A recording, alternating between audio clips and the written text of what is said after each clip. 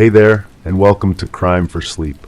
I know you're having trouble falling asleep, so let me keep you company with true crime stories from around the world. Before we dive in, I'm curious, where did you first hear this one? If you enjoy these stories, don't forget to like, comment, and subscribe. Now get comfortable, and let's get into tonight's case. Story 1. It wasn't the first time the door had been left slightly ajar. The air seemed to drift strangely through the room, mixing with the faint hum of the fridge, a sound most would find comforting. The rug had new folds, not unlike the ones from last week, but that was nothing unusual. I watered the plants as I did every morning, noting one leaf had turned brown. The creaking floors underlined each step I took towards the back of the house, as if protesting the weight of my curiosity. Despite the persistent draft, I decided to leave the door as it was. That sound comes back to me now, the humming, not just the refrigerator, something else underneath it, like breathing through a straw or wind through a crack in the wall. I keep hearing it when I try to sleep. The brown leaf bothers me more than it should. I remember reaching for it, my fingers hovering just above the surface. Did I pluck it? The memory stops there, cuts off like a film reel snapping, but my fingertips still feel dusty, powdery, plant matter crumbling between the ridges of my skin. There was someone in the kitchen that morning, had to be. The coffee maker was warm when I touched it, and I hadn't made coffee yet. Steam still rose from the carafe, ghostly tendrils that disappeared when I blinked, but the house felt empty. Always felt empty. Did you hear that? Whose voice was that? Mine. I can't place it anymore.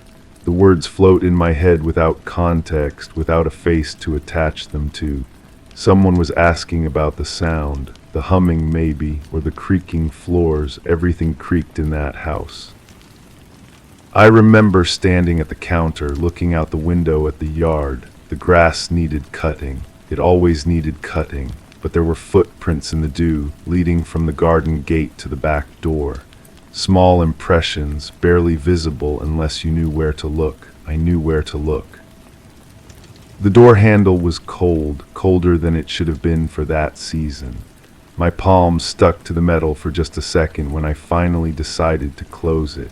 Or did I open it wider? The memory shifts, rearranges itself. In one version, I'm pushing the door shut. In another, I'm pulling it toward me, letting more of that strange air flow through. The rug had patterns I'd never noticed before, geometric shapes that seemed to move when I wasn't looking directly at them, Persian maybe, or Turkish. It had been there when I moved in, along with most of the furniture.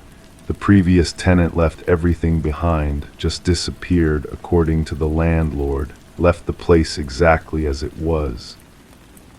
They'll be back for their things, he'd said, but no one ever came. I found photographs tucked between the couch cushions, Polaroids, the kind that develop slowly, revealing their secrets in chemical waves. Faces I didn't recognize but somehow felt familiar. A birthday party maybe, or a gathering of some kind. Everyone was smiling, but their eyes looked wrong. Too bright, too wide.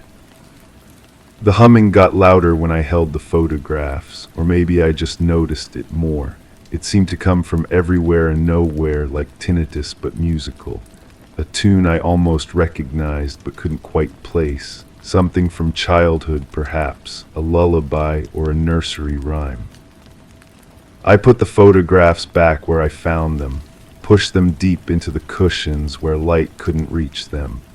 But their afterimage lingered in my vision, ghostly rectangles that followed me from room to room. The plants were dying, not just the brown leaf, all of them.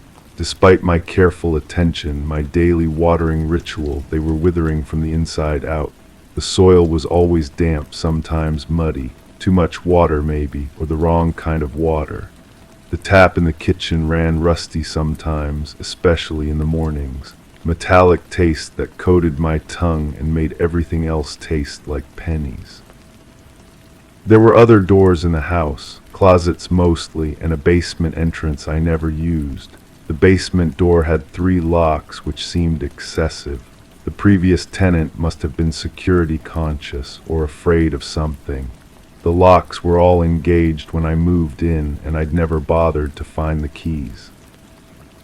But sometimes I heard sounds from down there, settling probably. Old houses make noise, pipes expand and contract, wood shifts with temperature changes. The humming could have been coming from the furnace or the water heater. Mechanical sounds that only seemed organic in the quiet hours before dawn. Don't go down there. Another voice, clearer this time, a warning spoken with urgency. But who was warning me, and when? The memory has no context, no surrounding details, just those 4 words floating in the darkness of my recollection. I remember standing at the top of the basement stairs, listening. The humming was definitely coming from below, rhythmic, almost like a heartbeat. The door was slightly open, just a crack, like the back door that morning. Like all the doors in that house, always slightly ajar, as if the building itself couldn't commit to being fully closed or fully open. The photographs were gone when I looked for them again. The couch cushions yielded nothing but lint and loose change. Had I imagined them? The mind plays tricks, especially when you're living alone in a place that doesn't feel like home. But my fingers remembered their texture, the slight curl at the edges where the chemicals had dried unevenly. I started keeping a journal, trying to document the strange occurrences, but when I read back through my entries, they contradicted each other. On Tuesday, I wrote about hearing footsteps in the attic. On Wednesday, I insisted the house had no attic. The handwriting looked like mine, but the thoughts felt foreign, as if someone else had been using my pen while I slept. The brown leaf multiplied. Every morning another plant showed signs of decay. I'd remove the damaged foliage, dispose of it carefully, but new brown spots would appear by evening. The plants were trying to tell me something, sending distress signals through their dying tissue, but I couldn't understand their language. The air from the back door carried scents that didn't belong. Sometimes flowers, sweet and cloying. Sometimes something more organic, earthier, like soil after rain or the inside of a greenhouse. But the yard outside was mostly concrete and weeds. No flower beds, no garden to speak of. Just that small gate leading to the alley and those mysterious footprints that appeared and disappeared with the morning dew. I started closing the door completely, turning the deadbolt until it clicked. But it would be ajar again by morning, that familiar crack letting in the strange air and the persistent humming, as if the house had its own will, its own needs that superseded mine. The refrigerator hum changed pitch sometimes, usually in the middle of the night when I was balanced on the edge of sleep. It would drop to a lower register, almost subsonic. I'd feel it in my chest more than hear it. A vibration that made my teeth ache and my dreams turn strange. In those dreams, I was always searching for something, walking through rooms that were almost familiar, opening doors that led to other doors. The humming was there too, guiding me deeper into the maze of my subconscious, but I never found what I was looking for. I'd wake up with the taste of rust in my mouth and dirt under my fingernails. The rug began to smell, musty at first, then something more complex. Organic decay mixed with old perfume. I shampooed it twice, but the odor persisted. It seemed to come from underneath, from the floorboards themselves, as if something had been spilled there long ago and never properly cleaned. You shouldn't have come back. This voice was different, older, more tired. It spoke with the weight of experience, of secrets kept too long, but came back from where? I'd never lived in this house before, never even visited this part of town until I answered the rental ad. Yet the voice spoke with certainty, as if it knew something about my past that I'd forgotten. I found more photographs, this time in the bathroom medicine cabinet. hidden behind bottles of expired medication, prescriptions made out to names I didn't recognize. The photos were older, black and white with scalloped edges, faces from another era, but with that same unsettling quality. Eyes that followed you, smiles that seemed forced. One face appeared in multiple photographs. A woman with dark hair and pale skin, always positioned slightly behind the others, never the center of attention, but always present, watching. In some photos she looked young, in others aged beyond her years, as if time moved differently for her, or the photographs were taken across decades instead of days. I began to recognize her features, the shape of her eyes, the curve of her mouth. She looked like someone I'd known, someone important, but the harder I tried to remember, the more elusive the connection became. Like trying to recall a dream after waking, the details slipped away even as I grasped for them. The humming had words now, or maybe I was finally learning to understand its language. Syllables that rose and fell with the mechanical rhythm, forming phrases in a dialect I couldn't identify. It sounded like singing, but backwards or underwater, beautiful and terrible at the same time. I stopped watering the plants. They were beyond saving anyway, and something told me the water was making things worse.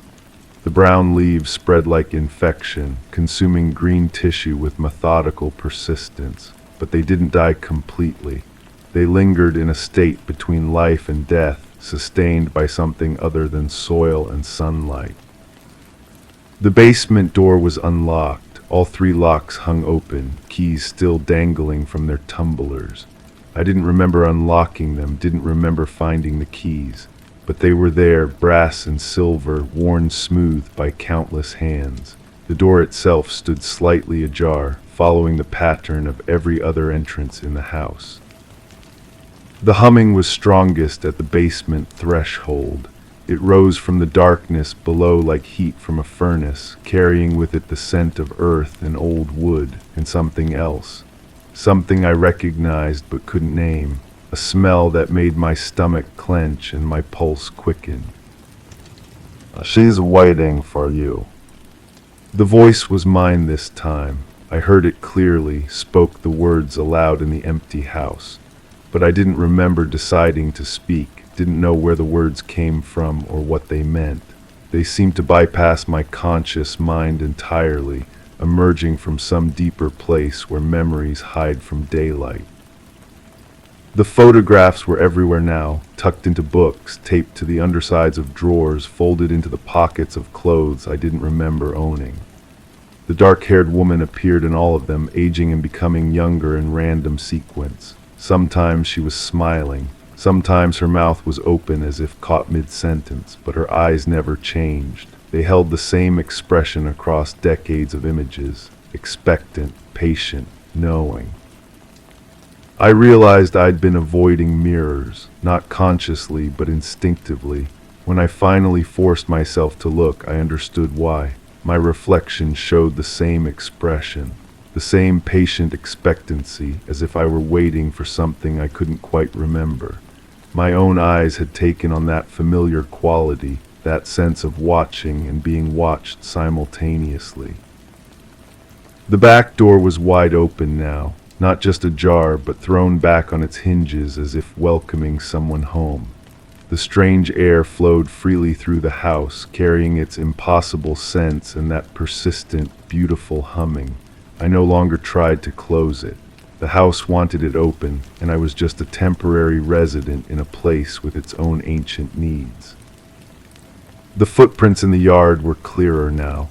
They led in both directions, coming and going like the tracks of someone who belonged here, someone who had every right to enter and leave as they pleased. The prints were small, delicate, a woman's feet in shoes I almost recognized.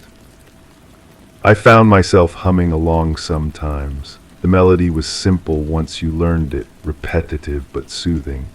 It felt like something I'd known my whole life, a tune that had been waiting in my memory for the right moment to surface. My voice blended with the sound from the basement, creating harmonies that made the walls vibrate gently. The woman in the photographs was getting closer. In the newer pictures I found, she stood nearer to the camera. Her features were sharper, more defined. I could see the texture of her skin, the individual eyelashes, the small scar above her left eyebrow, details that suggested intimacy, familiarity, as if the photographer had known her well. "You remember now." Not a question this time, a statement of fact, spoken in that same tired voice that had warned me earlier. But the warning seemed less urgent now, more resigned, as if the speaker had accepted the inevitable outcome of my gradual awakening. The basement stairs descended into darkness that seemed to move, not empty blackness, but something alive and patient. The humming rose from those depths like incense, sweet and intoxicating. Each step down would bring understanding, I knew. Each step would restore another piece of the puzzle I'd been unconsciously solving since that first morning with the ajar door. The plants were completely brown now, but still growing. Their leaves had turned to paper, their stems to brittle wood, but they continued reaching toward windows that no longer let in enough light. They were sustained by something other than photosynthesis, fed by the same force that kept the doors open and the photographs multiplying. I understood about the rug now. The patterns weren't geometric at all. They were organic, cellular, like looking at living tissue under a microscope.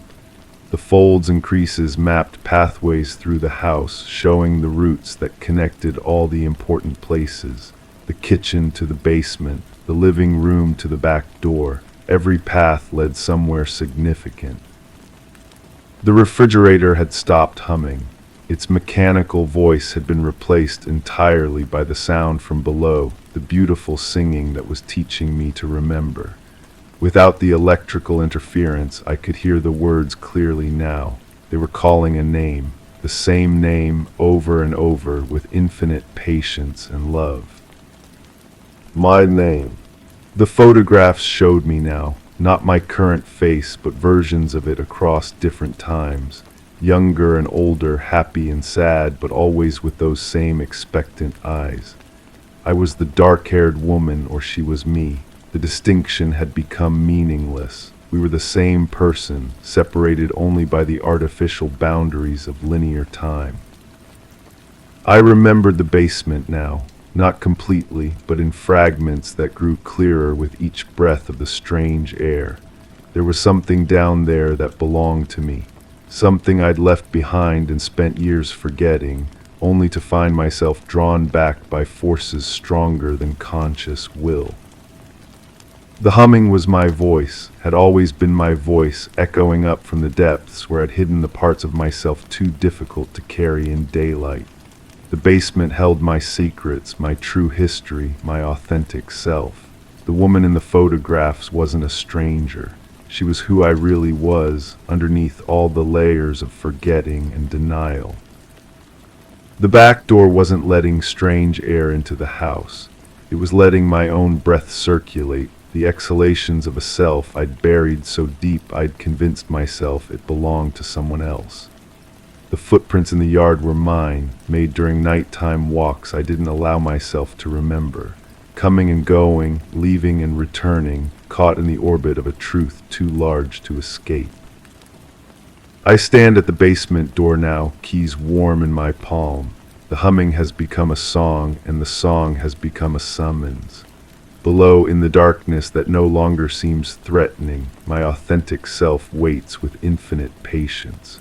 She's been calling me home for longer than I can calculate, using the only voice I would recognize, my own, singing the lullaby of return.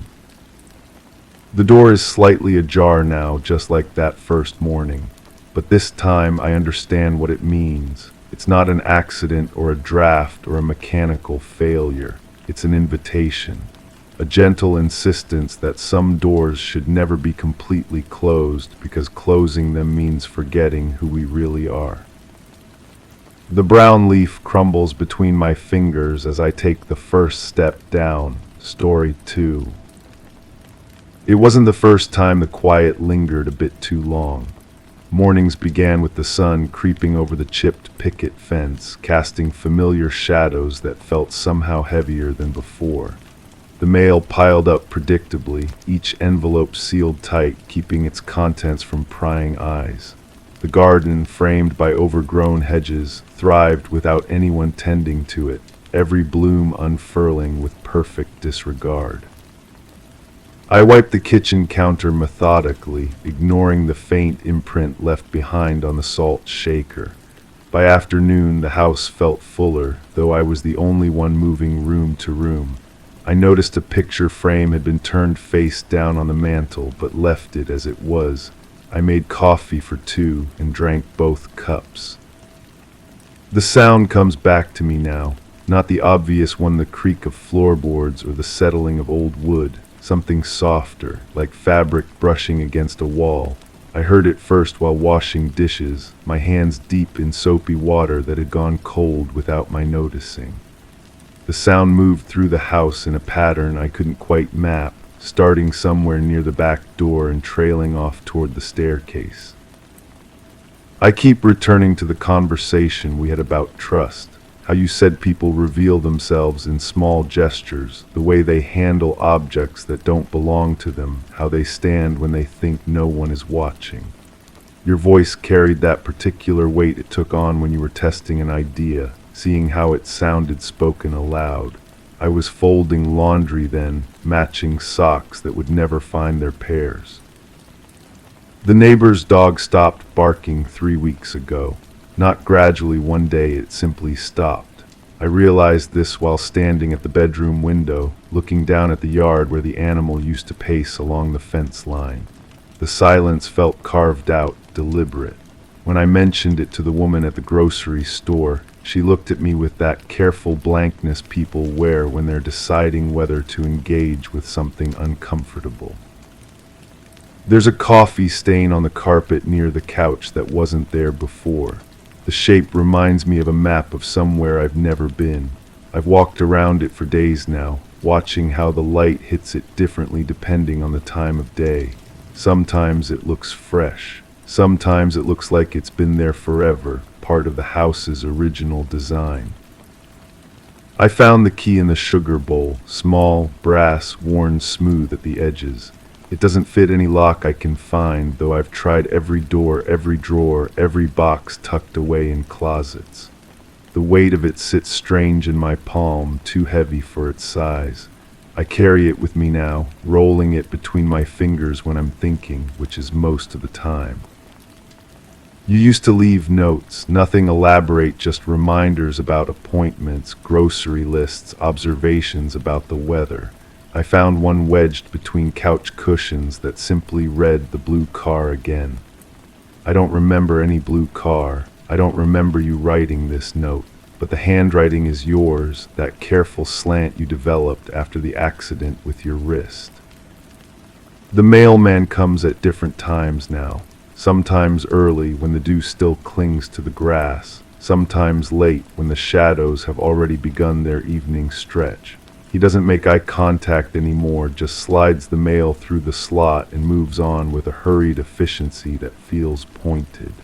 I wonder what he sees when he looks at this house, what impression it gives from the outside looking in. I keep finding things in places they shouldn't be. A coffee cup in the bathroom cabinet, a book about gardening tucked inside the refrigerator. Small displacements that could be explained by distraction, by the mind's tendency to wander. But they follow a pattern I can't quite see, like someone is leaving a trail I'm too slow to follow. The phone rang yesterday while I was upstairs. By the time I reached it, the caller had hung up. No message, just the hollow tone that follows disconnection. I stood there holding the receiver, listening to that empty sound and trying to remember the last time someone had called. The silence felt expectant, as if it were waiting for me to fill it with something. There's a spot on the kitchen floor where the wood is slightly darker than the rest. I noticed it while making dinner, something simple, nothing that required much attention. The discoloration forms an almost perfect circle about the size of a dinner plate. When I run my hand over it, the surface feels the same as everywhere else, but the eye insists something is different. I think about the evening you asked me to check the locks. All of them, you said, even the windows on the second floor. Your voice carried an urgency I hadn't heard before, and you stood in the hallway watching as I moved from room to room, testing each latch, each deadbolt.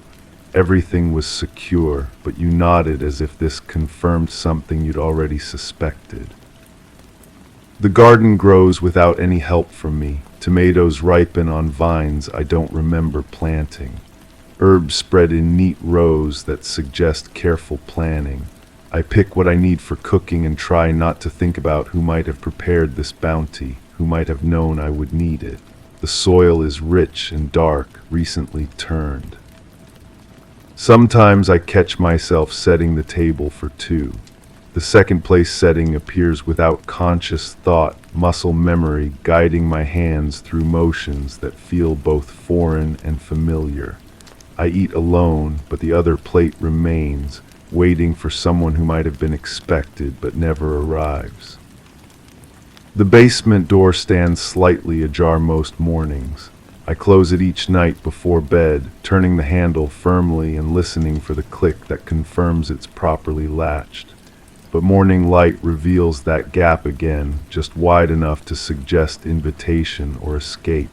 The hinges don't creak, I've checked. They move in perfect silence. I remember now why the quiet feels different. It's not the absence of sound, but the presence of listening. Someone waiting for something to happen, for a signal or a sign. The house holds its breath, and I find myself moving more carefully, placing my feet with deliberation, closing doors with extra gentleness.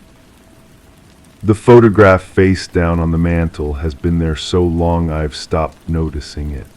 But today, while dusting, I realize the frame is positioned at a precise angle, aligned with something I can't identify. When I crouch down and sight along its edge, it points directly toward the spot on the kitchen floor, the circle that shouldn't be there but is. You always said the truth lives in details people think no one will notice. The way someone arranges objects on a shelf, the path they take through a room, the things they choose to keep and the things they choose to discard. I'm learning to see these signs now, to read the language of small disturbances and careful replacements. The key from the sugar bowl fits something. I know this with a certainty that surprises me, though I haven't found its purpose yet. It's not about the doors or drawers I've tried. It's about something else, something I haven't thought to look for.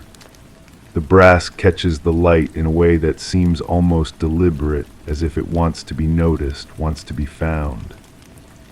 I made coffee this morning and realized I was humming. A tune I don't recognize, something that seemed to come from somewhere outside my conscious memory. The melody felt familiar in my throat, as if I'd been humming it for weeks without noticing.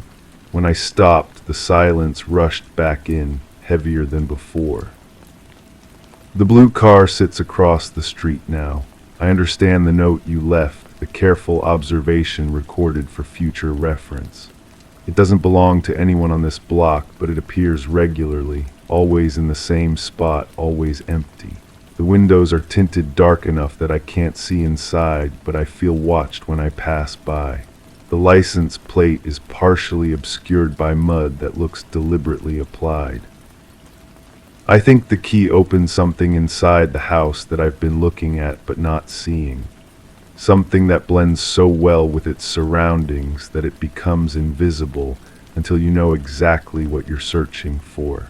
The weight of it in my pocket reminds me that some doors are meant to stay closed until the right moment arrives.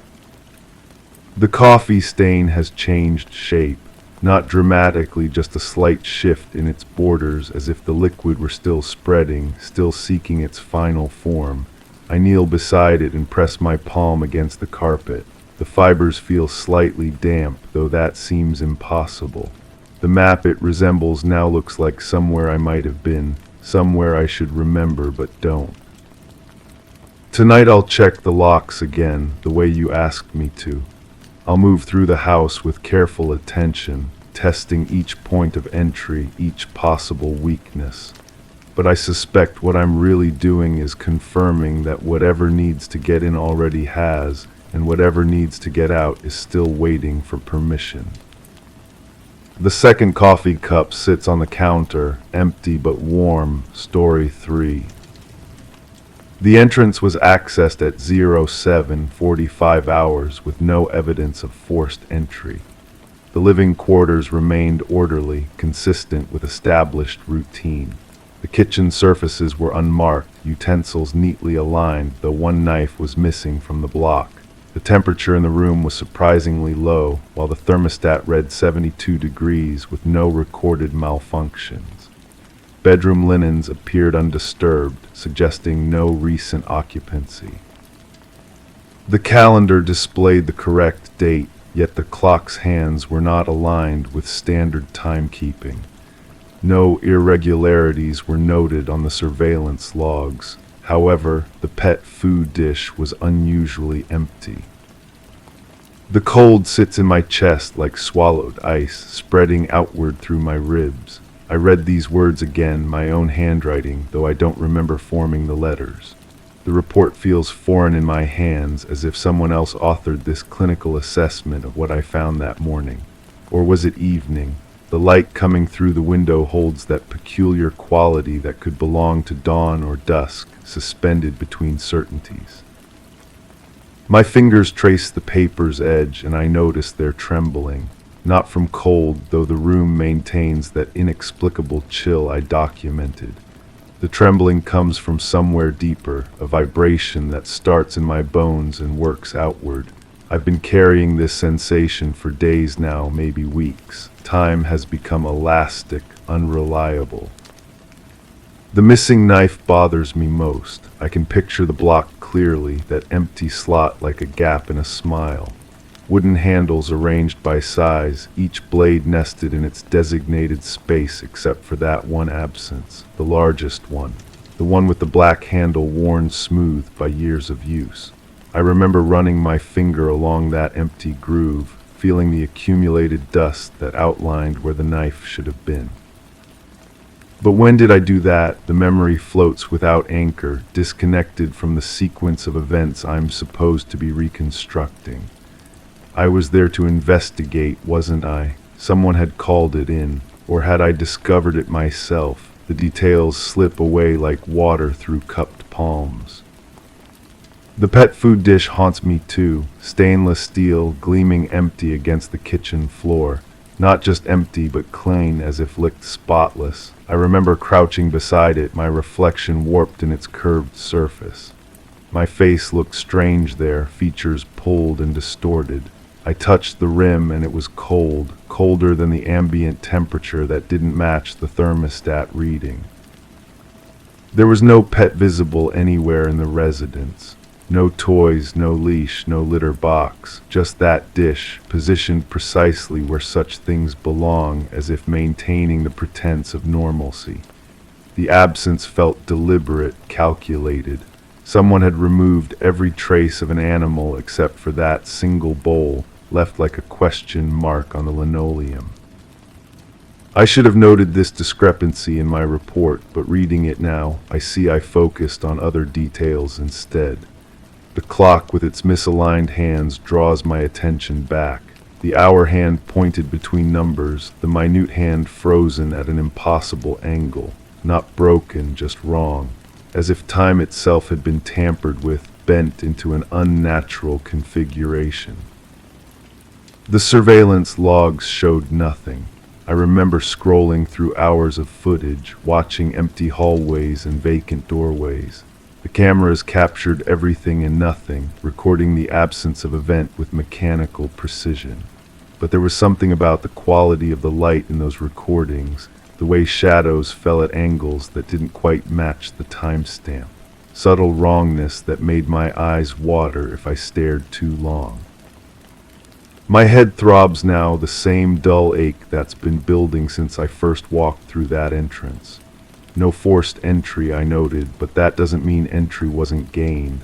The lock showed no scratches, the frame no splintering, the door no damage, yet someone had been inside. Someone had taken the knife, emptied that dish, adjusted that clock. Someone had lowered the temperature in defiance of the thermostat setting. The bedroom linens troubled me in ways I couldn't articulate then and struggle to explain now.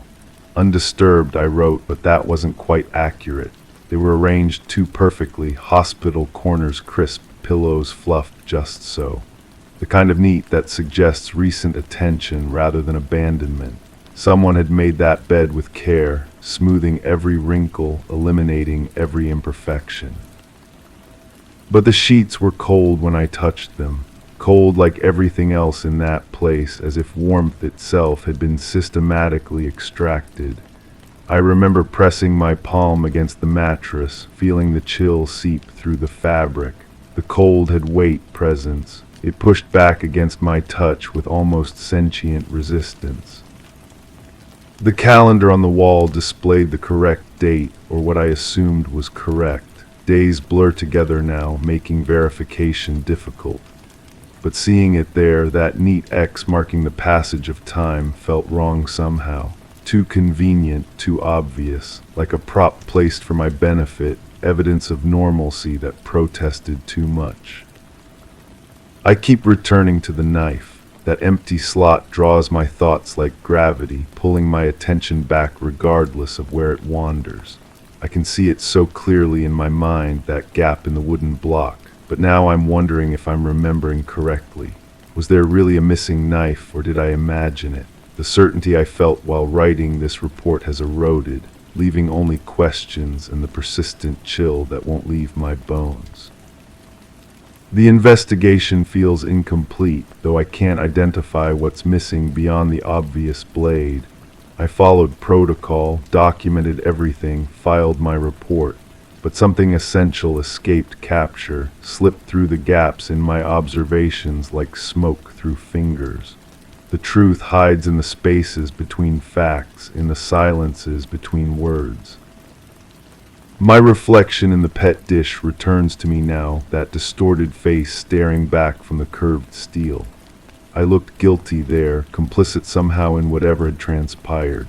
The expression wasn't one I recognized as my own, yet it wore my features, carried my eyes. Those eyes held knowledge I couldn't access, secrets locked behind familiar irises. The temperature discrepancy gnaws at me. 72 degrees according to the thermostat, but my breath had been visible in the air.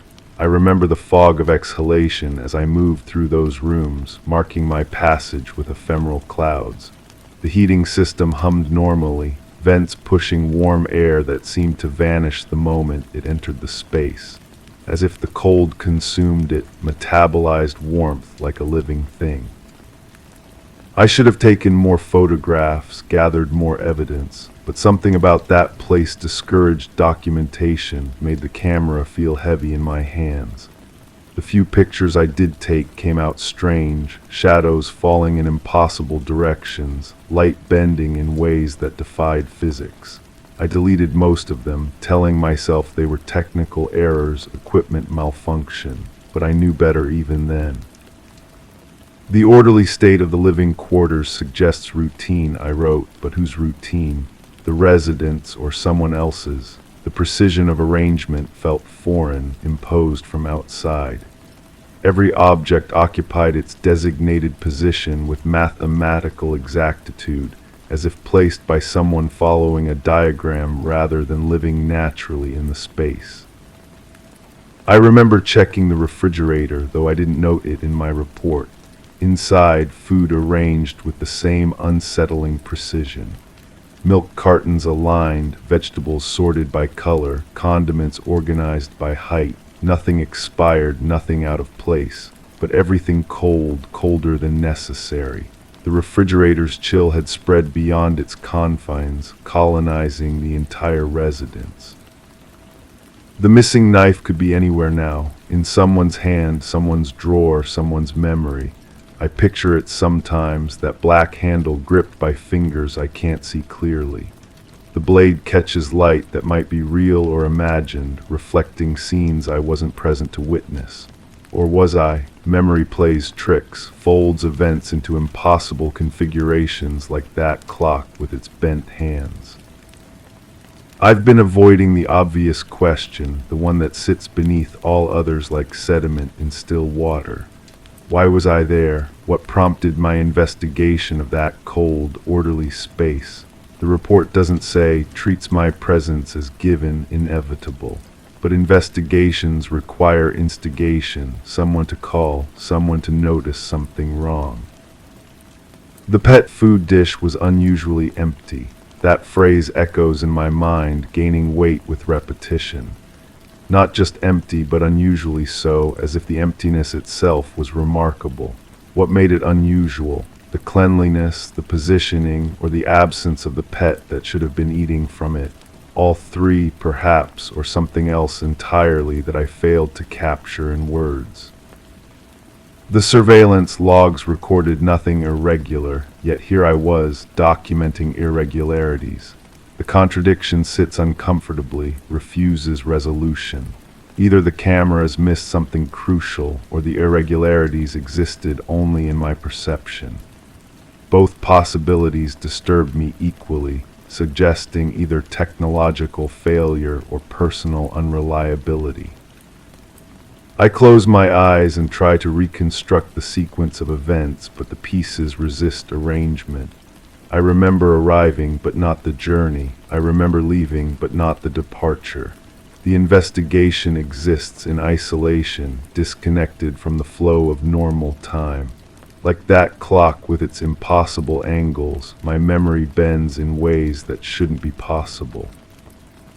The cold has settled deeper now, taken up permanent residence in my chest. It pulses with my heartbeat, spreads with my circulation. I wonder if I brought it with me from that place, carried it home like an infection. The temperature here reads normal, but I don't trust thermostats anymore. They lie with mechanical precision, displaying numbers that have no relationship to actual sensation. That empty slot in the knife block haunts my peripheral vision, appears in reflections and shadows when I'm not looking directly. The absence has gained presence, become more real than the knives that remain. I find myself checking my own kitchen drawers, counting blades, verifying their positions, all accounted for, yet the anxiety persists. The bedroom linens were too perfect, I realize now. Not undisturbed but deliberately arranged, staged for discovery. Someone had prepared that scene, invested time in creating the illusion of normalcy while embedding subtle wrongness in every detail. The cold, the clock, the missing knife, the empty dish. Clues arranged like breadcrumbs, leading toward a conclusion I'm afraid to reach. My handwriting in this report looks different now, as if written by someone else entirely. The letters lean at unfamiliar angles, the spacing irregular. Did I write this, or did I copy it from somewhere else? The words feel borrowed, second-hand, filtered through consciousness that might not be my own. The investigation continues in my mind, playing on endless loop. I walk through those rooms again and again, noting details that shift with each repetition. Sometimes the knife is there, sometimes missing. Sometimes the pet dish holds water, sometimes food, sometimes nothing at all. The variables change, but the cold remains constant, that inexplicable chill that defied the thermostat's cheerful assertion. I need to return there, verify my observations, confirm the details that feel increasingly unreliable. But I can't remember the address, can't locate the file that should contain this information. The investigation exists only in this report, these words that might or might not reflect actual events. Everything else has been swallowed by the same cold that consumed the warmth from that place. The truth waits in that empty knife slot, in the space between the thermostat's reading and the actual temperature, in the gap between what the surveillance cameras recorded and what actually occurred. It hides in plain sight, camouflaged by the very orderliness that was meant to conceal it. I set down the report and feel the cold spread further, reaching toward my extremities with patient persistence. Soon it will claim me entirely, transform me into another piece of evidence in an investigation that may never be completed. The knife is still missing, the dish still empty, the clock still frozen between moments. And I am still there in that cold place, documenting irregularities that exist only in the spaces between certainties, in the silence between heartbeats, in the darkness between thoughts. Story 4.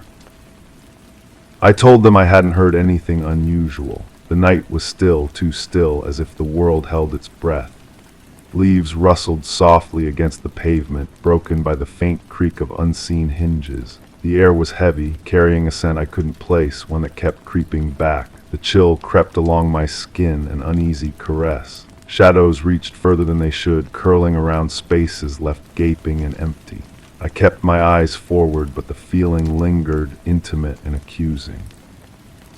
The breeze tugged insistently at my sleeve, like a reminder, but my heart was still racing.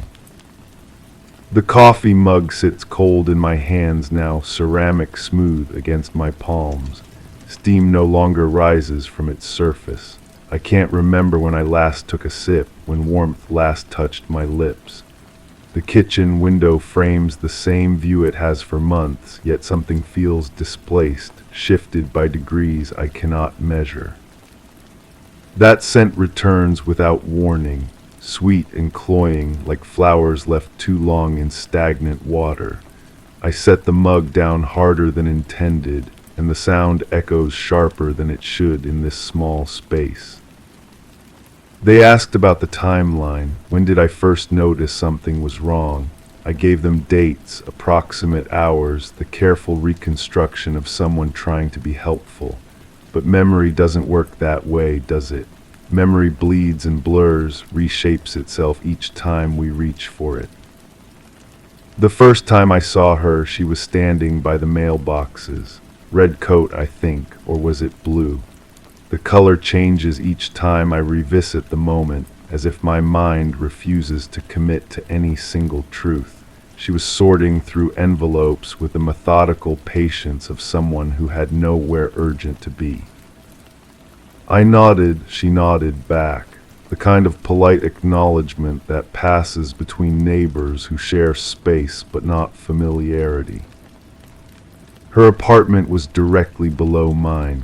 I learned this not through introduction, but through the subtle geography of shared walls, the soft percussion of footsteps that followed patterns I began to recognize.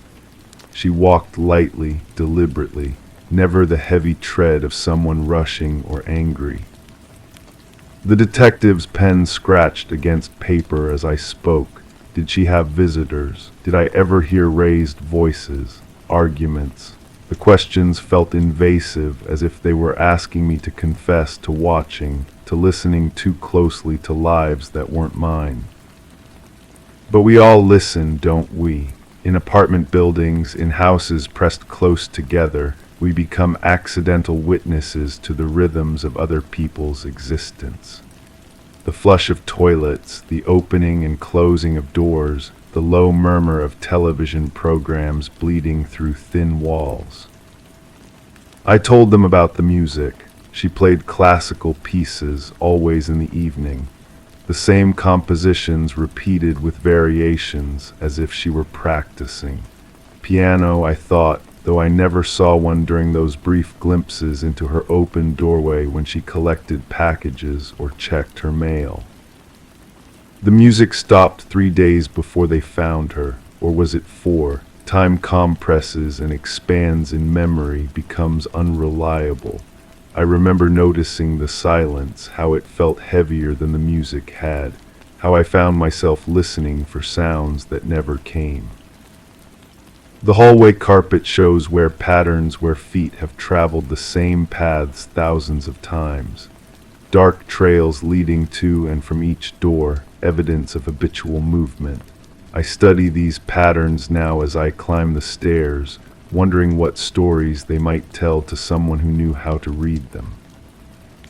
Her door remains closed, yellow tape removed weeks ago, but the adhesive residue still clings to the frame like scar tissue. I pause here sometimes, key halfway to my own lock, and try to remember what I heard that night, what I might have missed. The investigating officer was younger than I expected, earnest in the way that suggests either inexperience or genuine care. She asked if I had noticed any changes in routine, any unusual visitors or deliveries. I wanted to be helpful, to provide the kind of concrete details that solve cases and bring closure. But I kept coming back to that scent, the one I couldn't identify, couldn't place in any category my memory offered.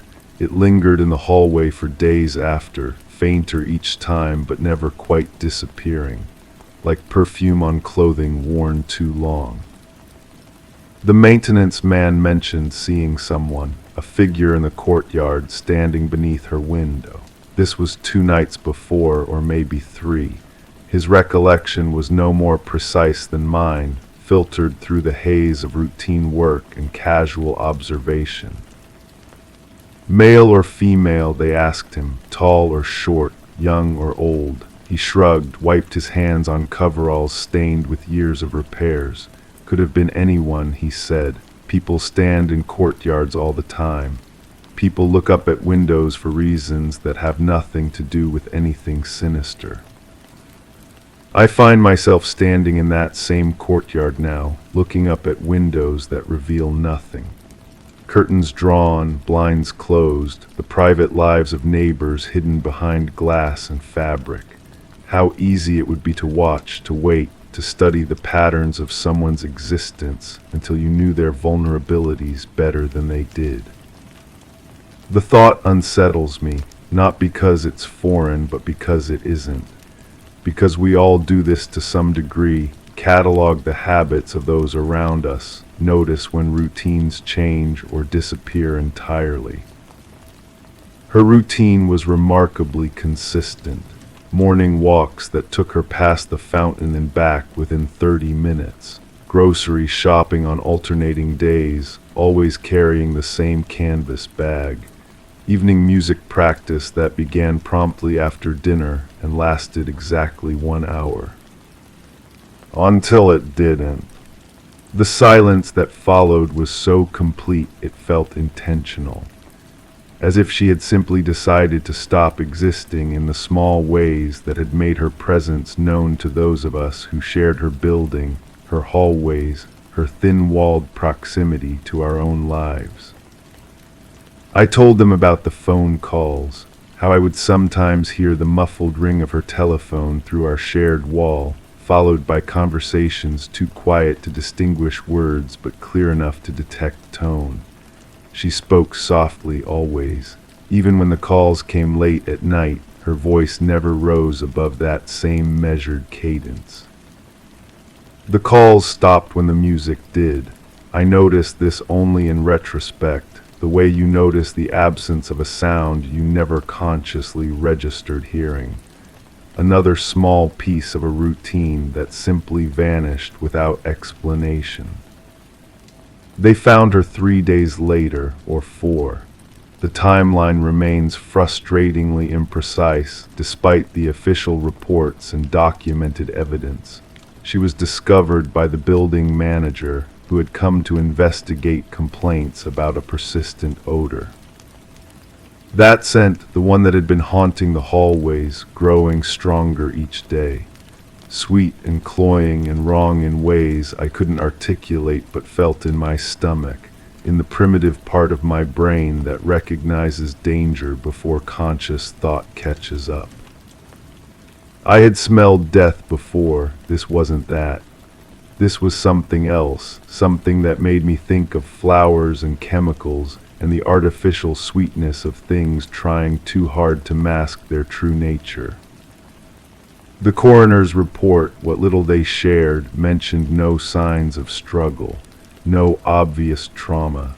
She had simply stopped, they said, as if her body had decided to quit the business of living without consulting her mind about the decision. Natural causes, the phrase feels inadequate, insufficient to explain the complete cessation of a life that had been so reliably present just days before. Natural suggests an order, a progression that makes sense. Nothing about her disappearance felt natural. I keep returning to that night. The one I told them was unremarkable, too still, ordinary in its quietness. But memory is revision, isn't it? Each time I revisit those hours, new details surface or old ones shift, rearranging themselves into patterns that might mean something or might mean nothing at all. The creak of hinges, I mentioned this to the investigators, though I couldn't say which hinges or when exactly I heard them. Could have been any door in the building, any cabinet or gate or window frame settling in the cooling air. But the sound stays with me, insistent and specific despite its lack of context. Her door had hinges that squeaked. I remember this now, or think I do. A soft protest whenever she entered or left her apartment, barely audible but consistent, like a signature, a small announcement of her movements. Did I hear those particular hinges that night? I can't be certain. The mind fills in gaps, creates coherence where none existed, builds narratives that feel true whether or not they correspond to actual events. The detective asked if I had ever spoken with her beyond those polite nods by the mailboxes.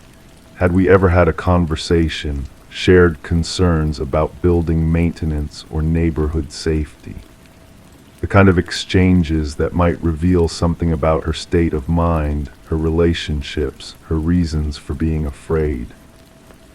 I told them no, we were neighbors in the modern sense, sharing proximity but not intimacy. I knew the sound of her footsteps, the timing of her routines, the quality of her telephone voice through thin walls.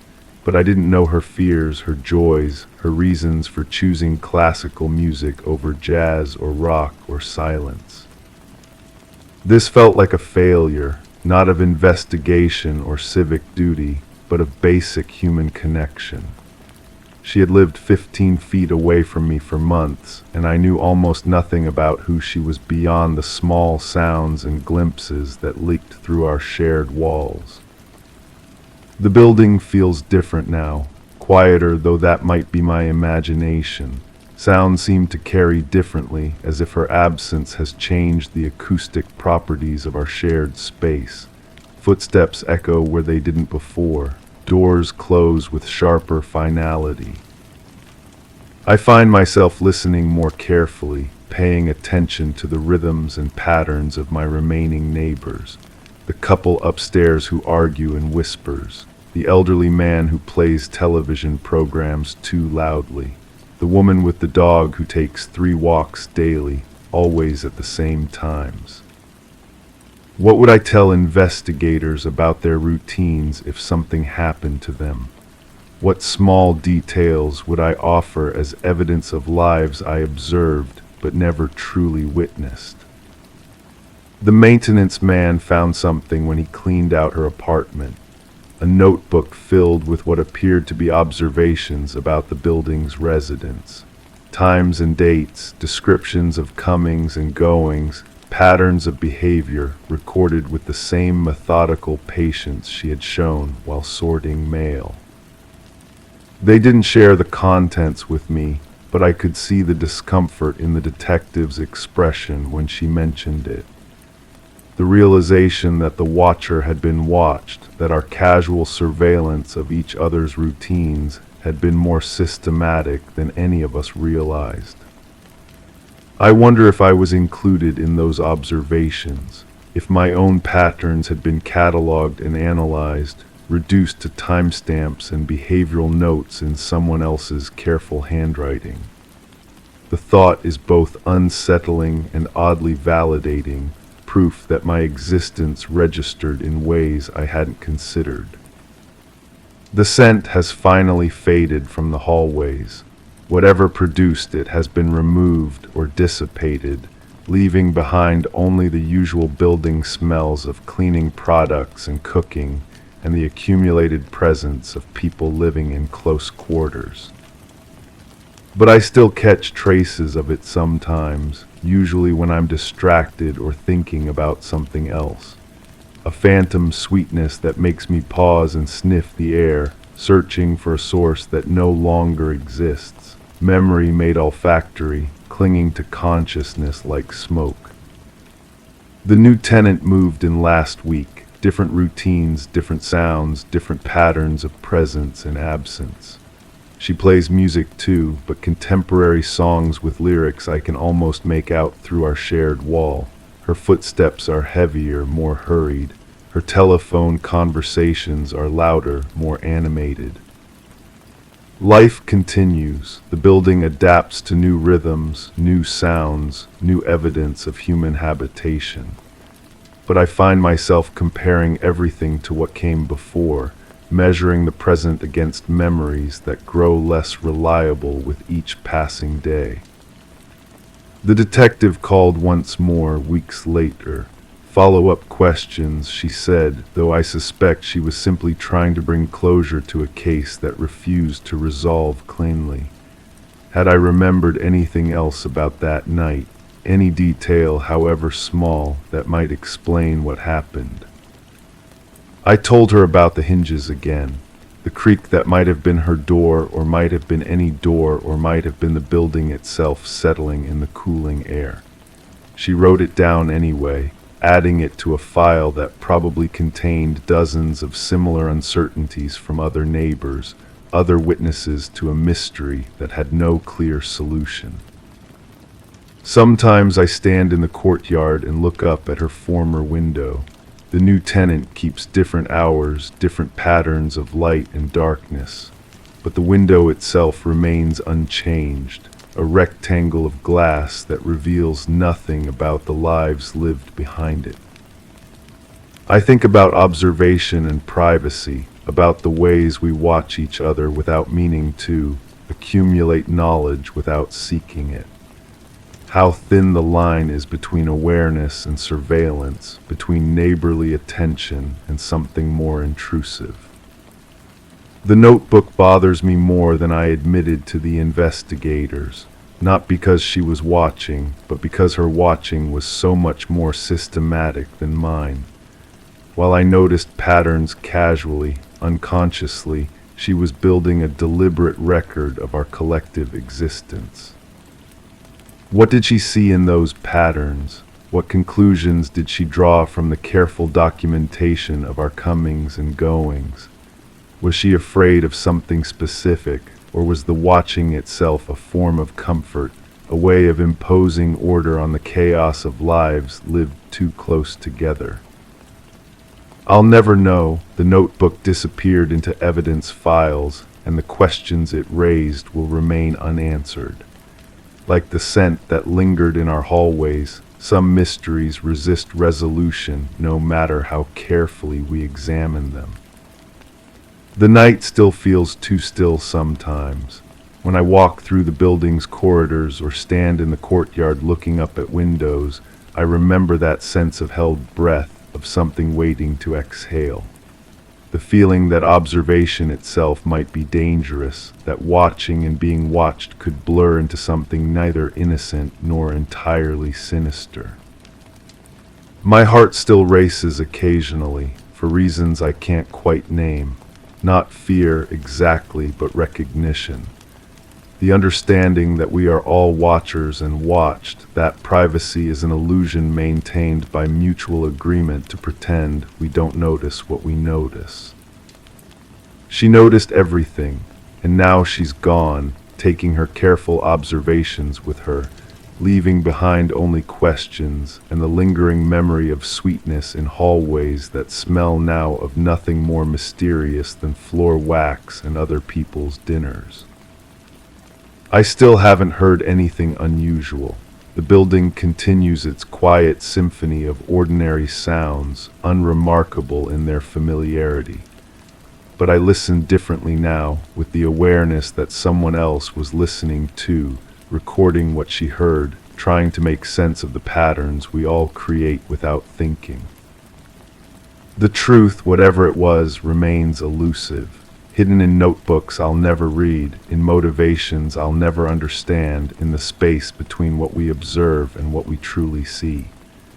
Some stories end without ending, leaving only the weight of questions that grow heavier with time. Story 5. The old farmhouse settled quietly around me in the muted glow of dawn, its wooden floors creaking as if recalling forgotten memories. The faint aroma of lavender still lingered in the crisp morning air, a remnant of last night's storm. As I stepped into the parlor, the faded lace curtains rustled gently, though no breeze came through the firmly shut windows.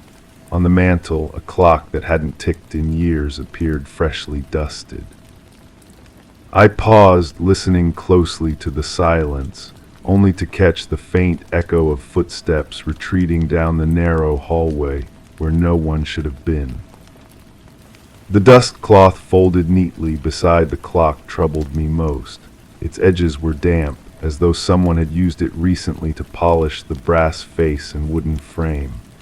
I remembered leaving that cloth in the kitchen drawer before retiring, yet here it sat, positioned with the kind of careful attention my grandmother used to show when preparing for Sunday visitors.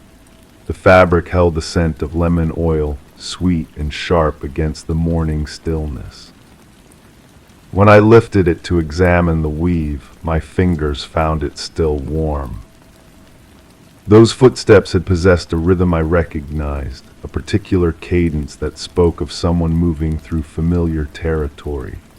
They carried the weight of certainty, each step placed with knowledge of which floorboards would protest and which would remain silent. The sound had faded toward the back of the house, past the narrow staircase where family portraits hung in their tarnished frames. I found myself following that remembered path, though my own feet seemed reluctant to disturb the quiet. The kitchen door stood ajar, revealing a slice of yellow morning light across the checkered linoleum. Inside, the coffee pot sat warm on the stove, its contents still steaming despite my clear recollection of an empty kitchen when I'd gone to bed. The aroma filled the small space with notes of hazelnut and cream, exactly the way she used to prepare it during those final months when sleep came rarely and dawn arrived like an unwelcome guest. A single cup waited on the counter, its rim stained with the faintest trace of lipstick in a shade I hadn't seen worn in months. The lipstick color haunted me as I stood there, breathing in that familiar coffee scent. It was a deep rose shade, applied with the careful precision of someone who understood that small rituals matter most when everything else begins to slip away. I had thrown away all the makeup after the funeral, unable to bear the sight of those small tubes and compacts lined up like soldiers on the vanity. Yet here was evidence of that particular shade, as though someone had pressed their lips to the porcelain in a gesture both intimate and impossible. Her favorite chair in the sitting room bore the impression of recent occupancy.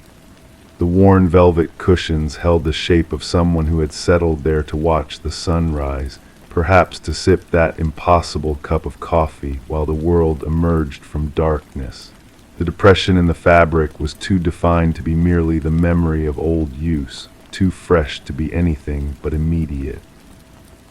When I pressed my palm against the seat, warmth radiated through the material, and I caught the ghost of her perfume, that same lavender scent that had welcomed me at dawn.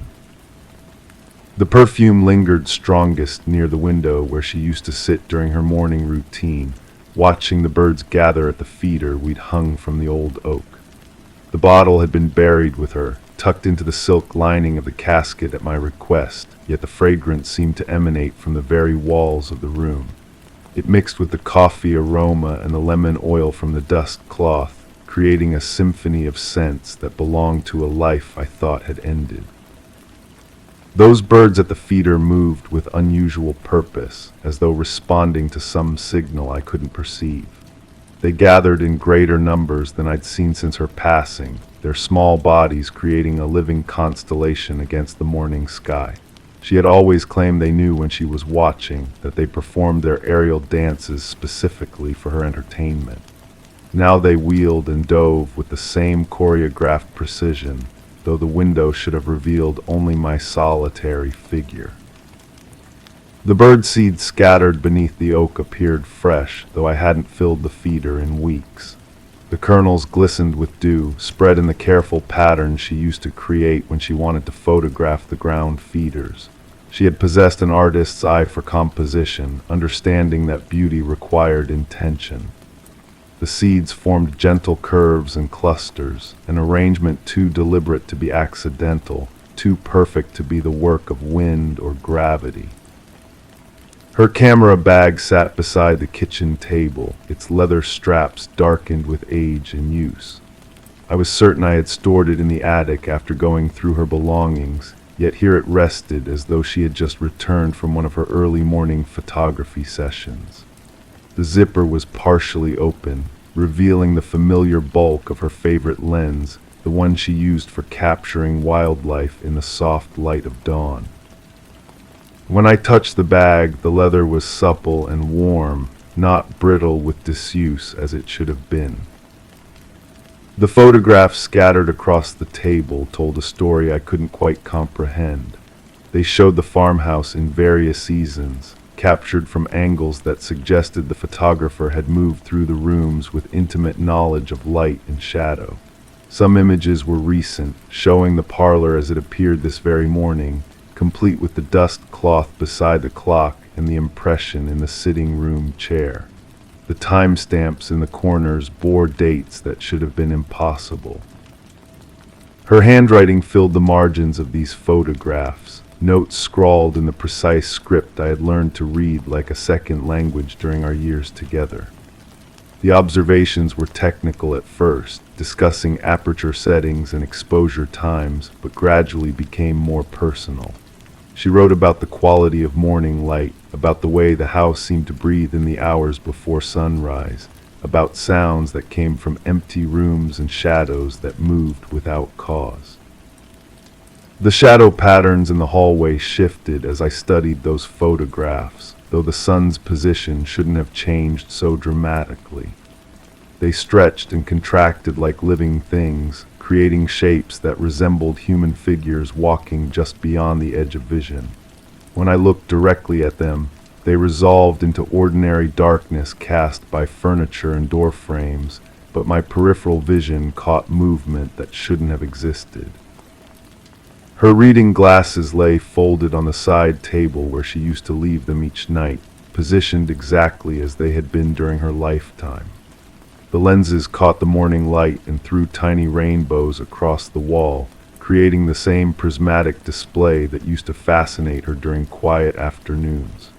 I had searched for these glasses after her death, wanting to keep them as a memento, but they had disappeared along with so many other small, precious things.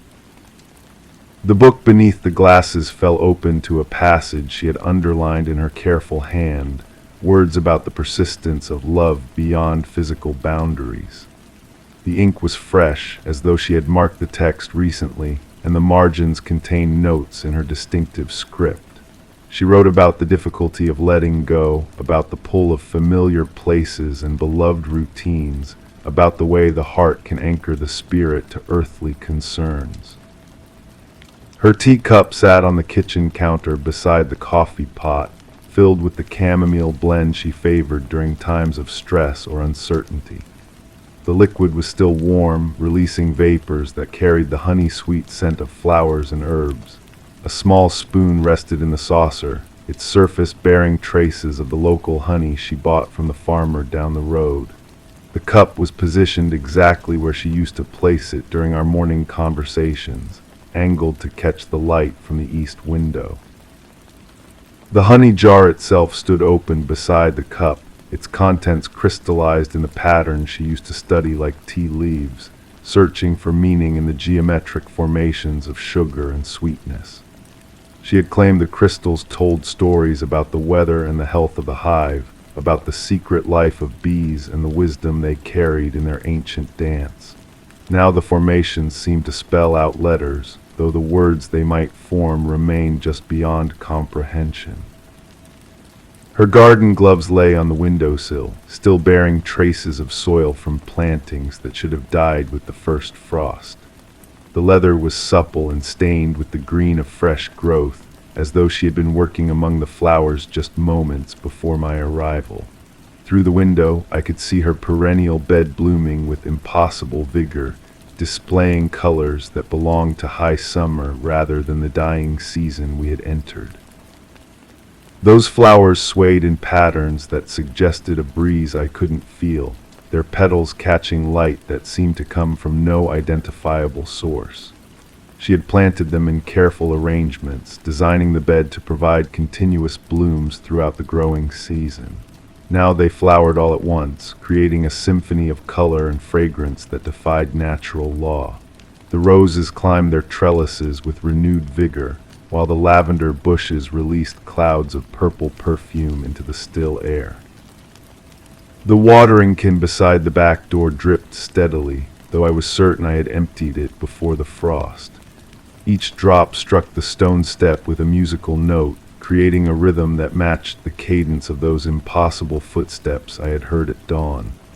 The sound carried through the morning quiet like a heartbeat, steady and persistent, marking time in a world where time seemed to have lost its ordinary meaning. Her journal lay open on the kitchen table, its pages filled with entries dated long after her final breath. The handwriting was unmistakably hers, though the words described experiences that belonged to a realm between sleeping and waking. She wrote about watching me sleep, about the difficulty of making her presence known, about the frustration of existing in a space where intention rarely translated into action. The ink was fresh, the paper unmarked by age or weather. The final entry, written in script that grew increasingly faint, spoke of morning rituals and the comfort of familiar routines. She described the pleasure of dusting the old clock, of preparing coffee in the quiet kitchen, of settling into her favorite chair to watch the sunrise paint the world in shades of gold and rose. The words trailed off mid-sentence, as though the effort of writing had become too great, leaving only the impression of letters that might have been or might have been imagined. The silence that followed my reading of those words was different from the quiet that had greeted me at dawn.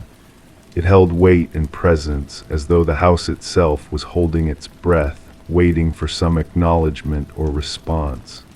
The morning light had shifted, casting new patterns through the windows, creating shadows that seemed to reach toward me with familiar gestures.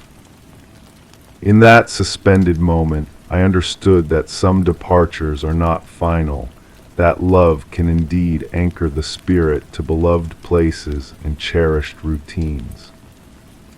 The dust cloth beside the clock remained warm in my hands as I stood there, caught between memory and possibility, wondering whether the footsteps I had heard were echoes of the past or promises of mornings yet to come.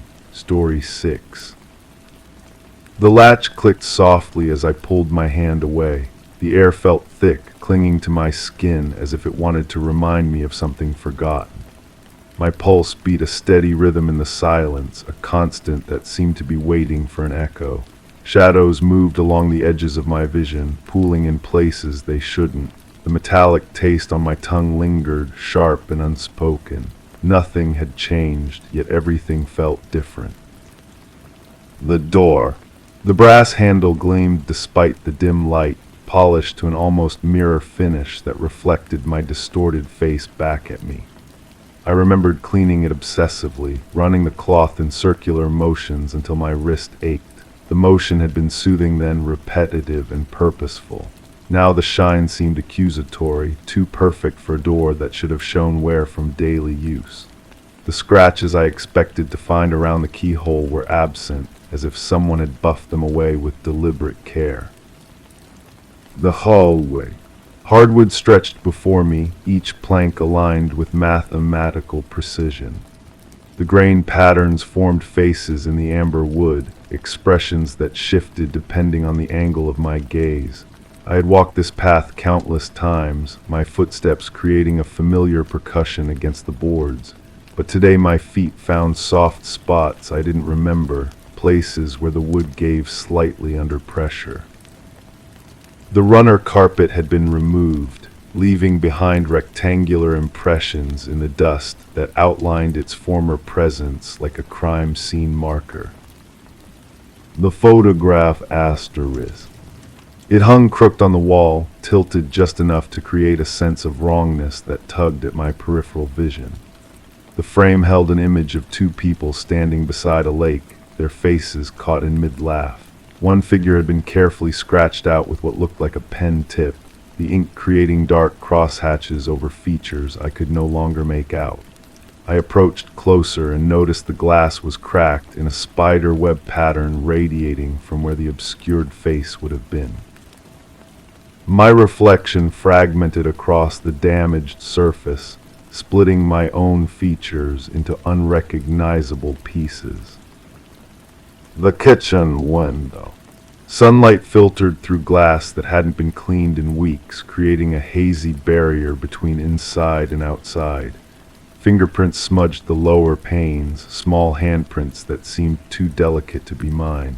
The windowsill collected dead flies in neat rows, their wings folded as if they had simply chosen to rest there permanently. Outside, the garden showed signs of careful tending, but the plants were wrong somehow. Vegetables grew in perfect geometric patterns, too orderly for nature, too deliberate for casual cultivation. The coffee mug asterisk. It sat on the counter exactly where I had left it, or where I thought I had left it. The ceramic surface showed a hairline crack running from rim to base, a flaw I was certain hadn't existed when I last used it. Inside, coffee residue had dried into a dark ring that resembled a target, or perhaps a stain from something else entirely. The handle pointed toward the window, and I wondered if I had positioned it that way intentionally, creating some kind of compass pointing toward an escape I hadn't yet recognized. The basement door. The paint peeled in long strips that curled away from the wood like skin after a burn. I had meant to sand and repaint it, had even bought the supplies that now sat unopened in the garage. The doorknob turned easily in my hand, too easily, as if the mechanism had been recently oiled. Cool air rose from below, carrying scents of earth and something else, something organic that I couldn't quite identify. The light switch clicked uselessly, and I realized the bulb must have burned out, though I couldn't remember when I had last descended those stairs. The shovel asterisk. Leaning against the basement wall, its blade still carried traces of dark soil despite my memory of cleaning it thoroughly after the last gardening session. The wooden handle showed fresh scratches as if it had been dragged across concrete or stone. My hands remembered the weight of it, the way the grain of the wood had pressed against my palms during hours of digging. But the calluses I expected to find on my skin had faded, suggesting more time had passed than I had accounted for. The neighbor's cat. It appeared at the kitchen window regularly, a gray tabby with one white paw that pressed against the glass like a tiny hand seeking entry. Its eyes held an intelligence that seemed almost human, watching my movements with an intensity that made me uncomfortable. I had tried feeding it once, setting a bowl of milk on the back step, but the next morning the bowl was overturned and the cat was gone. It hadn't returned for several days, and when it did, there was a wariness in its posture that suggested something had changed between us. The telephone. The old rotary model sat silent on the kitchen table, its black plastic surface reflecting the overhead light in harsh angles. The receiver showed marks where fingers had gripped it during long conversations, though I struggled to remember who I might have talked to for such extended periods. The dial tone, when I lifted the handset, carried an odd quality, as if the connection stretched across a greater distance than the local exchange should require. Numbers I had memorized seemed to slip from my mind when I tried to dial them. The mirror in the bathroom. My reflection stared back with eyes that seemed too bright, too focused for the early hour.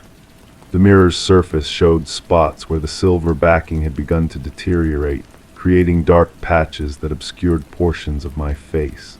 I leaned closer and noticed a small cut on my chin that I didn't remember receiving. The medicine cabinet behind the mirror held bottles with labels I couldn't quite read in the dim light, prescriptions that might have been mine or might have belonged to someone else entirely. The bedroom closet. Clothes hung in perfect order, arranged by color and season with a precision that didn't match my usual habits. An empty hanger swayed slightly despite the absence of any air current, its metal frame catching the light from the hallway. On the floor, shoe impressions in the dust outlined footwear that was no longer present, larger than my own feet, suggesting someone else had shared this space recently. The scent of unfamiliar cologne lingered faintly among the fabric. The garden shed. Tools hung on pegboard walls, each implement outlined in black marker to ensure proper placement. But several outlines showed no corresponding tools, creating ghostly silhouettes of missing equipment. The workbench surface bore stains that could have been oil or rust or something else entirely. A calendar on the wall showed dates circled in red ink, marking occasions I couldn't recall or perhaps had chosen not to remember. The sound of footsteps asterisk. They came at irregular intervals, soft impacts against the ceiling that suggested someone moving in the room above. But I knew the house had only one story, knew that above the kitchen lay only attic space accessible through a pull-down ladder. The sounds followed no pattern I could discern, sometimes quick and light, other times slow and deliberate, as if the walker was searching for something or perhaps avoiding detection. The smell of roses. It permeated the house despite the absence of any flowers, a cloying sweetness that seemed strongest near the basement door. The scent triggered memories of occasions I couldn't quite grasp, celebrations or ceremonies that hovered at the edge of consciousness. I followed the smell through rooms, noting how it intensified in certain areas and faded in others, creating an invisible map of significance I was unable to interpret. The missing keys. My key ring felt lighter than it should, missing the familiar weight of several keys whose purposes I could no longer recall. The remaining keys seemed ordinary enough, house and car and mailbox, but they jingled with a different tone now, a higher pitch that suggested the absent keys had been the heavier ones, the ones that opened more substantial locks. I searched through drawers and pockets, but found only single keys separated from their ring, scattered like breadcrumbs through the house. The journal. Hidden beneath papers in the desk drawer, its leather cover worn smooth by handling. The pages contained handwriting that looked like mine but described events I couldn't remember experiencing. Entries detailed conversations with people whose names meant nothing to me, activities that seemed both familiar and foreign. The dates progressed logically, but gaps appeared between entries, sometimes spanning weeks without explanation. The final entry ended mid-sentence, as if the writer had been interrupted or had simply ceased to exist. The window lock. Every window in the house showed evidence of recent adjustment. The locks turned to their most secure positions despite my preference for fresh air circulation. Scratches around the mechanisms suggested they had been forced or manipulated by someone unfamiliar with their operation. The windows themselves were clean on the outside but smudged on the interior, as if someone had pressed against them from within, perhaps watching for something or someone in the yard beyond. The final detail. The latch under my fingers felt different now, warmer somehow, as if it had absorbed heat from repeated handling. The click it made when engaged seemed louder than before, more final, like the sound of a decision being made rather than simply a door being secured. In the reflection of its polished surface, I caught a glimpse of movement behind me, but when I turned, the hallway stretched empty in both directions, holding its secrets in the spaces between shadows. Story 7. I told them I'd walk the dog and come straight home. My hands gripped the fabric of my coat, damp from the rain that hadn't fallen in days. The air tasted like lingering smoke, bitter and acrid, stinging the back of my throat. A light flickered above, casting a shadow in the narrow hallway that slipped across my shoes, tracing the outline of dirt that shouldn't be there. The clock ticked monotonously, a constant reminder of time unaccounted for. Outside, the world was still. Inside, something was missing. But the scratches on my arms told a different story. The nausea comes in waves now, rolling through my stomach like something alive and angry. I press my palm against the wall for support, feeling the texture of paint that seems too smooth, too deliberate. When did we repaint this hallway? The question floats in my mind without an answer, joining the growing collection of things I can't quite place. My reflection catches in the mirror by the door, and for a moment I don't recognize the person staring back. The eyes look hollow, sunken into shadows that weren't there before. Or maybe they were always there and I simply stopped looking closely enough to notice. The scratches on my arms burn under my sleeves, 3 parallel lines that could be from anything. Could be from the rose bush in the backyard, the one that's been growing wild since I stopped tending to it. Could be from the dog's claws when he jumped up, excited about something I can't remember. But we don't have a dog anymore. The realization hits me like cold water, sudden and shocking. When did that happen? I remember the leash in my hand, the weight of it familiar and comforting. I remember the click of claws on pavement, the gentle tug as he stopped to investigate something interesting. The memory feels solid, real, more real than this moment standing in my hallway with dirt on my shoes and scratches on my arms. I walk to the kitchen, my footsteps echoing strangely in the empty house. The silence feels thick, oppressive, like it's pushing against my eardrums. On the counter sits a coffee mug, half empty and cold to the touch. The ceramic is chipped along the rim, a small imperfection that I trace with my finger. When did that happen? The chip is sharp enough to cut, and I press my fingertip against it until I feel the sting of broken skin. The taste of copper fills my mouth, though I haven't touched my lips. Everything tastes like metal now, like I've been sucking on pennies. The smoke smell lingers too, clinging to my clothes, my hair, the inside of my nostrils. I open the windows, but the air outside smells the same, stagnant and wrong. There was a fire somewhere. I remember orange light dancing against windows, the sound of sirens in the distance growing closer then fading away. But that could have been any night, any emergency that had nothing to do with me. The emergency vehicles in this neighborhood run constantly, their wails becoming background noise, white noise, the soundtrack to suburban decay. I sit at the kitchen table and try to reconstruct the evening. I left the house around dusk, or maybe it was earlier. The light was that particular shade of gold that makes everything look like it's underwater, filtered through something thick and distorting. I had the leash in my hand, definitely had the leash, because I remember winding it around my fingers when I got nervous. But nervous about what? The path we usually took leads through the park, past the playground where children's laughter echoes even when no children are there. Past the pond where ducks gather, their movements creating ripples that spread outward in perfect circles. Past the bench where the old man always sits, feeding breadcrumbs to birds that might not be hungry. Except the old man wasn't there that evening. The bench sat empty, and something about its emptiness felt deliberate, staged, like someone had carefully arranged the scene to look natural while removing the one element that would make it feel alive. The absence of him created a void that seemed to pull at everything around it, making the trees lean inward and the shadows stretch longer than they should.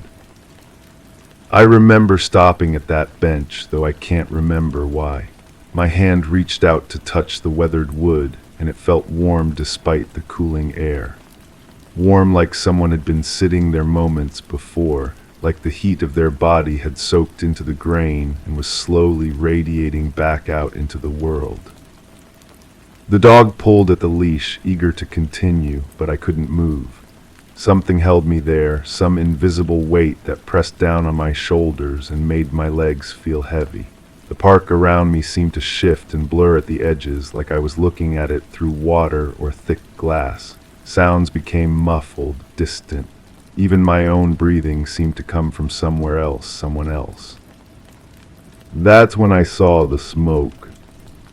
It rose from somewhere beyond the tree line, a thin column of gray that twisted upward into the darkening sky. Not the thick, black smoke of a house fire or the white puff of a barbecue, but something in between.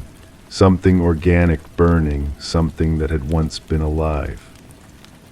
The dog whined, a low sound that vibrated through the leash and up into my hand. When I looked down, his eyes were wide, the whites showing in a way that made my stomach clench. Animals know things we don't, sense danger before it becomes visible. But when I followed his gaze, I saw nothing unusual, just trees and shadows and the normal geometry of a park at evening. Still, we turned around. I told myself it was because the dog was uncomfortable, because good pet owners listen to their animals' instincts. But really it was because something in that smoke smell made my skin crawl, made the hair on the back of my neck stand up like I was being watched. The walk home took longer than it should have. Streets that I'd traveled hundreds of times seemed unfamiliar, laid out in patterns that didn't match my memory. I turned corners that should have led to familiar landmarks and found myself facing houses I'd never seen before, windows dark and empty like closed eyes. The dog stayed close to my leg, his usual enthusiasm for exploration replaced by a nervous energy that made him jump at every small sound. By the time we reached our street, full darkness had fallen. The streetlights created pools of yellow illumination separated by stretches of shadow, and we moved from one to the next like we were crossing a river on stepping stones. In the light, everything looked normal, reassuring. In the darkness between, anything could be hiding. Our house sat at the end of the block, its windows glowing warmly in the night. But as we approached, I noticed something wrong with the light. It flickered irregularly, not like a bulb going bad, but like something was moving back and forth in front of it, blocking and revealing the illumination in an erratic rhythm. I stopped at the edge of our driveway and stared up at the house.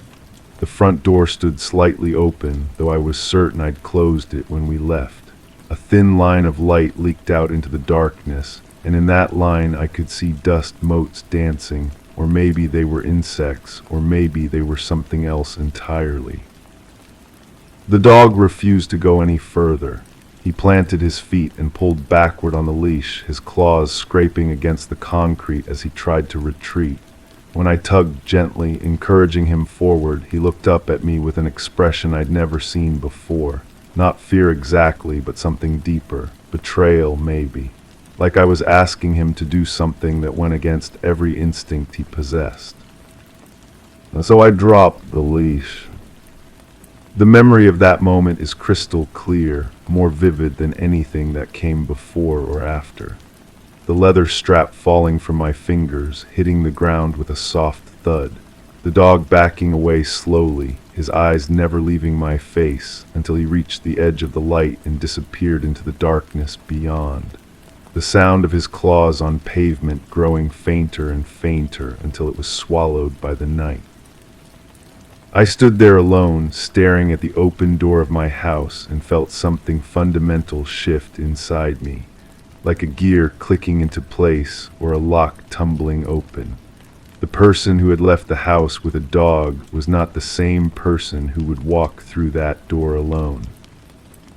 But I can't remember walking through the door. The next clear memory I have is standing in the hallway, gripping my coat, tasting smoke and metal while a clock ticked away time I couldn't account for. The dirt on my shoes, the scratches on my arms, the dampness of fabric that had never touched rain. Now I sit in my kitchen, tracing the chip in a coffee mug and trying to make sense of fragments that don't fit together. The silence in the house feels different than it did before, heavier somehow. Like it's not just the absence of sound, but the presence of something else, something that fills the space between words and thoughts. I walk to the window and look out at the backyard. The rose bush grows wild against the fence, its thorns catching moonlight like tiny knives, but there are no roses, haven't been roses for longer than I can remember. Just thorns and twisted branches reaching out into the darkness, grasping at nothing. The scratches on my arms throb in rhythm with my heartbeat. 3 parallel lines, too deep to be accidental, too precise to be random. I roll up my sleeves and examine them in the kitchen light. The edges are clean, surgical almost, not the ragged tears you get from running through brush or struggling with an animal. They look deliberate, purposeful. I touch one of the scratches and my finger comes away wet with something that isn't quite blood, isn't quite anything else I can identify. It's warm and thick and smells like the smoke that won't leave my nostrils.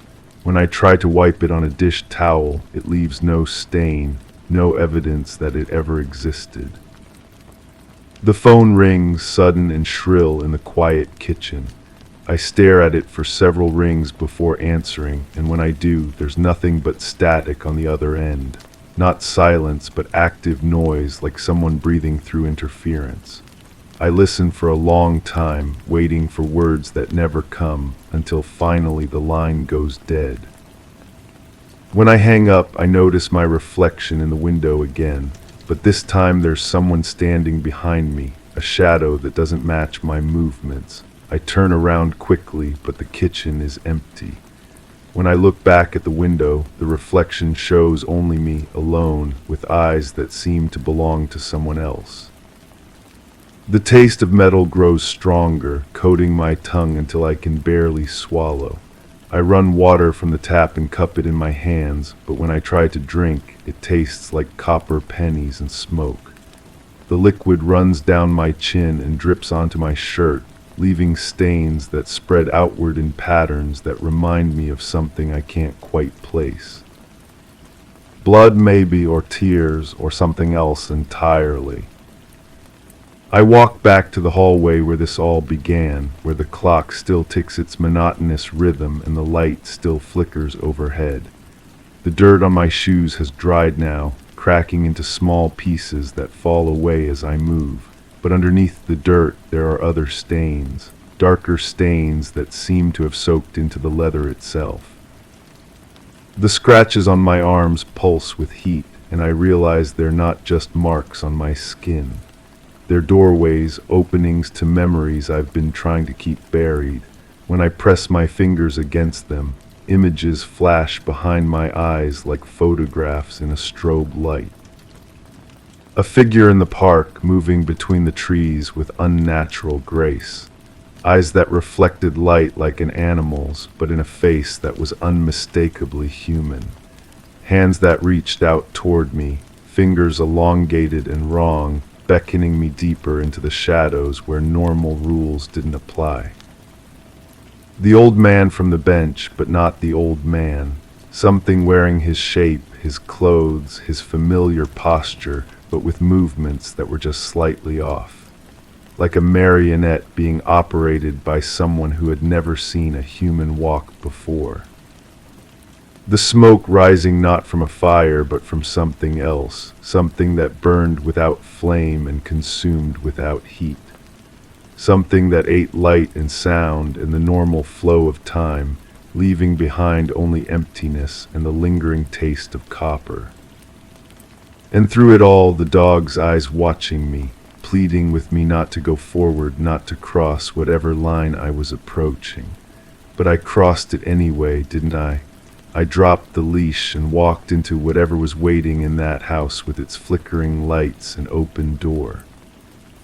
The clock on the wall chimes, though I don't remember it having a chime before. The sound reverberates through the hallway, bouncing off walls that seem closer together than they were moments ago. Each chime overlaps with the next until the air fills with a continuous ringing that makes my teeth ache.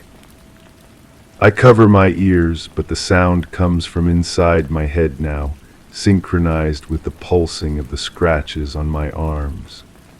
The pain builds and builds until I think my skull might crack open, spilling whatever I've become onto the floor of this hallway that doesn't quite match my memories of home. Then suddenly, silence. Complete, absolute silence that's somehow more unsettling than the noise was. In this silence, I can hear things that shouldn't make sound, the movement of shadows across the wall, the settling of dust on surfaces, the slow, deliberate breathing of something that might not need to breathe. I look down at my hands and see that they're shaking. Not the normal tremor of fear or cold, but something rhythmic, purposeful, like they're responding to a signal I can't detect, following instructions I never received. The dirt from my shoes has formed a small pile on the floor, and in that pile I can see shapes, patterns, maybe letters, though in no language I recognize. They seem to shift and change as I watch, rearranging themselves into new configurations that hurt to look at directly. I kneel down and touch the dirt with one finger, and it's warm and slightly damp, like soil from a fresh grave. The smell that rises from it is organic, earthy, but with an undertone of something else. Something that makes my stomach turn and my vision blur at the edges. When I stand up, the hallway stretches longer than it should, extending into darkness that my eyes can't penetrate. The flickering light overhead seems farther away now, a distant star in a sky I don't recognize. My footsteps echo strangely as I walk toward the door, each sound multiplied and distorted until it becomes a chorus of footsteps, all slightly out of sync. The door handle is cold under my palm, colder than metal should be. When I turn it, the mechanism moves smoothly, silently, like it's been recently oiled. The door swings open to reveal not the street I remember, but something else entirely. A landscape of shadows and half-light where familiar shapes loom just out of focus. Trees that might be telephone poles, houses that might be hills, a sky that might be a ceiling. Everything exists in a state of maybe, of almost, of not quite. And in the distance, barely visible against the uncertain horizon, a figure walks away from me. It moves with a gait I recognize, accompanied by the soft click of claws on pavement.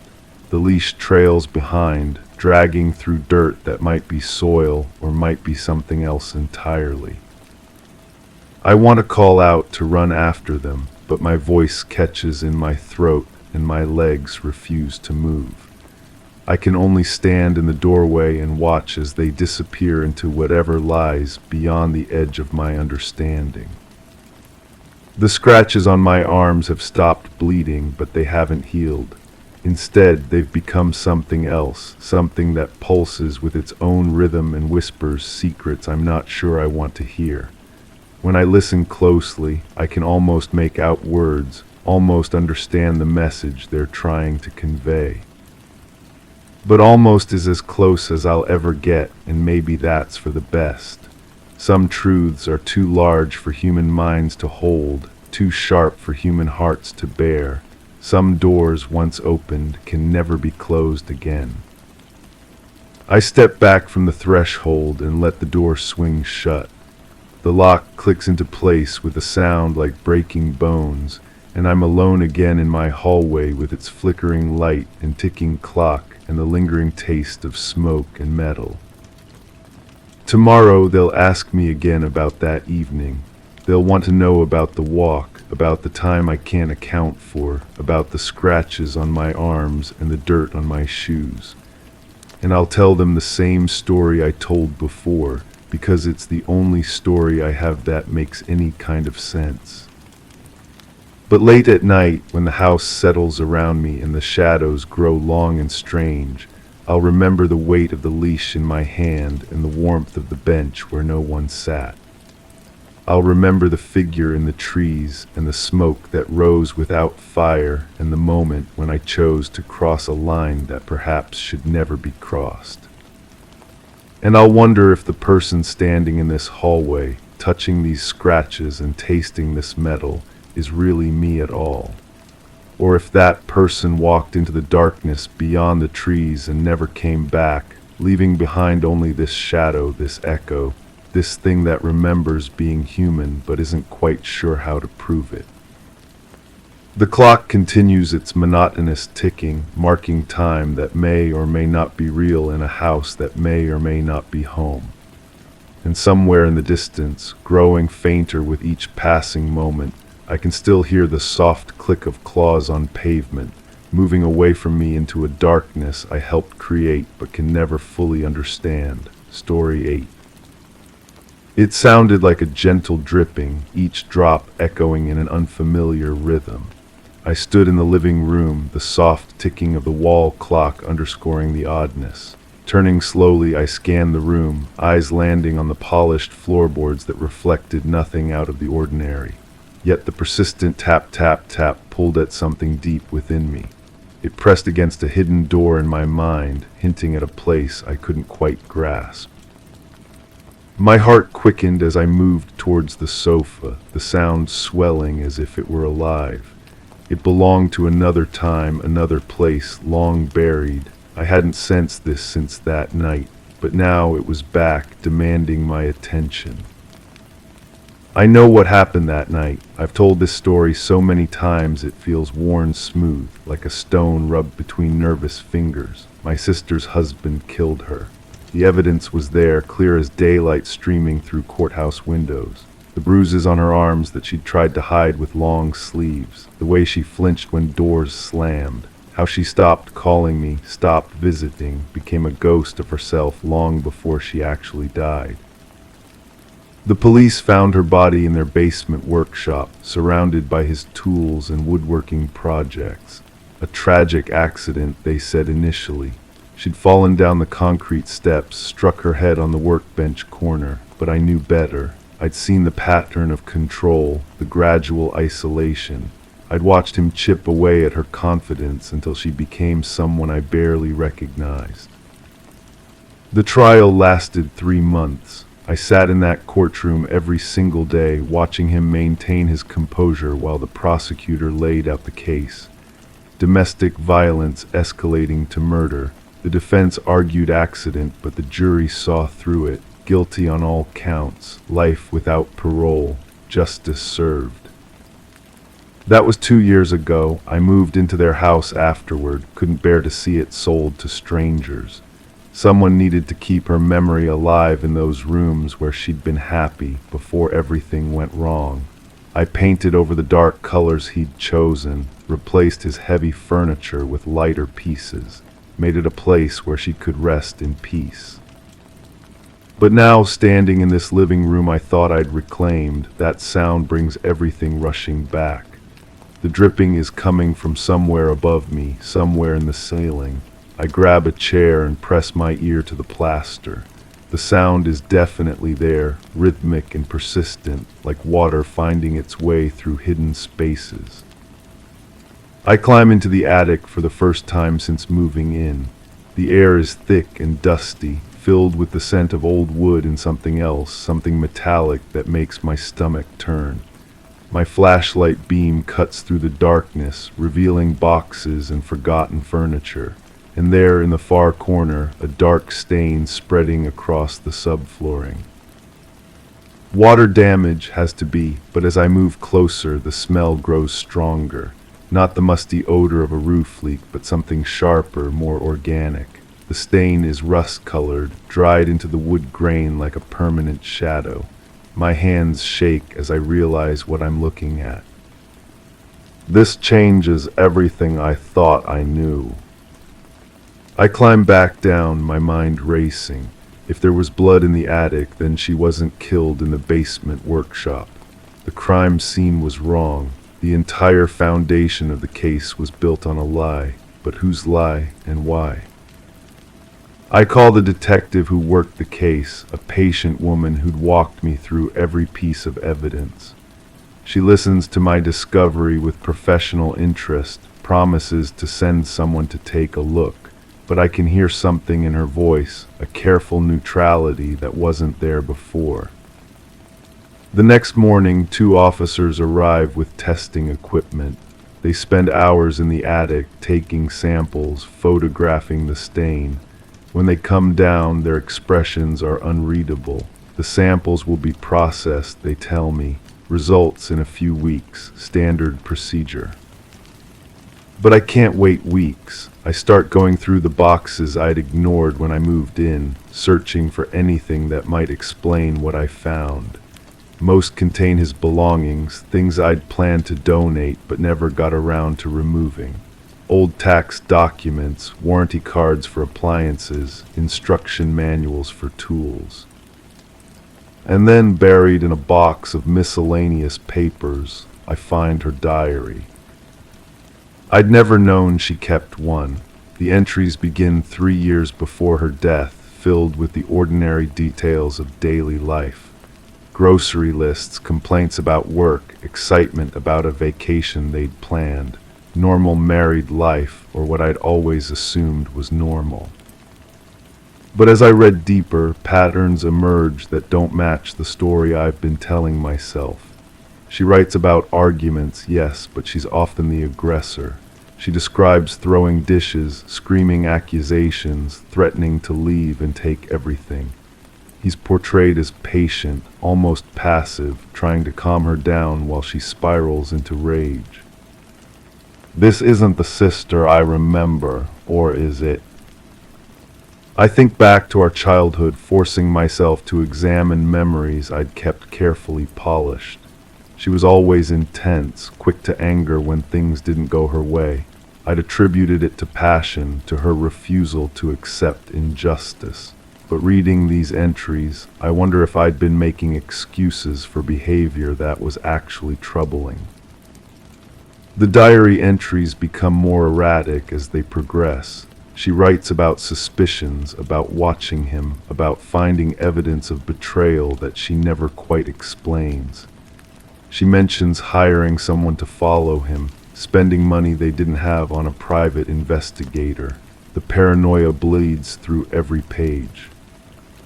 And then in one of the final entries, she writes about the gun. I have to stop reading. My hands are trembling so badly the pages blur. She'd bought a gun without telling anyone, hidden it somewhere in the house. For protection, she wrote, but protection from what? The entries don't make it clear whether she feared him or whether she was planning something else entirely. I searched the house with new urgency, looking for hiding places I'd never considered. Behind books, inside old containers, taped under drawers. Nothing. But as I'm searching their bedroom closet, I notice something odd about the wall. A section of drywall that doesn't quite match the rest, as if it's been patched and repainted. I find a hammer and carefully break through the repair. Inside the wall cavity, wrapped in plastic, is a small revolver. The metal is cold against my palm, heavier than I expected. I've never held a gun before, never wanted to, but here it is, hidden in the walls of a house where I thought I knew every secret. The plastic bag also contains a note in her handwriting. If something happens to me, check the attic. She knew about the blood in the attic. She put it there. The room spins around me as I try to process this revelation. Everything I believed about that night is crumbling. She wasn't the victim I'd made her into, but what was she, and what really happened in this house? I sit on their bed holding the gun and trying to reconstruct the events. Maybe she'd confronted him with evidence of an affair. Maybe the paranoia in her diary was justified and she'd discovered something that made her desperate. Maybe she'd threatened him, and in the struggle, the gun went off. But that doesn't explain the blood in the attic or why her body was found in the basement. It doesn't explain why he never mentioned the gun during his trial, never claimed self-defense. A man with a good lawyer could have built a case around a mentally unstable wife who'd threatened him with a weapon. Unless he didn't know about the gun, unless something else happened that night, something neither of them had planned. I call the detective again, but this time I don't mention my discoveries. Instead, I ask about the timeline, about who found the body and when. She's patient with my questions, probably assuming I need to process the trauma again, but her answers reveal inconsistencies I'd never noticed before. The body was discovered by a neighbor who'd come to check on them after not seeing either of them for several days. But the coroner estimated she'd been dead for less than 24 hours. Where had he been during those missing days, and why hadn't anyone thought to ask? I start researching the trial transcripts online, reading through testimony I'd been too emotional to fully absorb at the time. His defense had been weak, almost deliberately so. His lawyer barely cross-examined witnesses, didn't challenge evidence that seemed questionable, didn't present alternative theories that might have created reasonable doubt. It was as if he wanted to be convicted. But why would someone accept a life sentence for a crime they didn't commit, unless they were protecting someone else, unless the truth was somehow worse than the lie? The dripping sound returns as I'm reading, that same rhythmic tap tap tap that started this whole spiral of doubt. But now I understand what it is.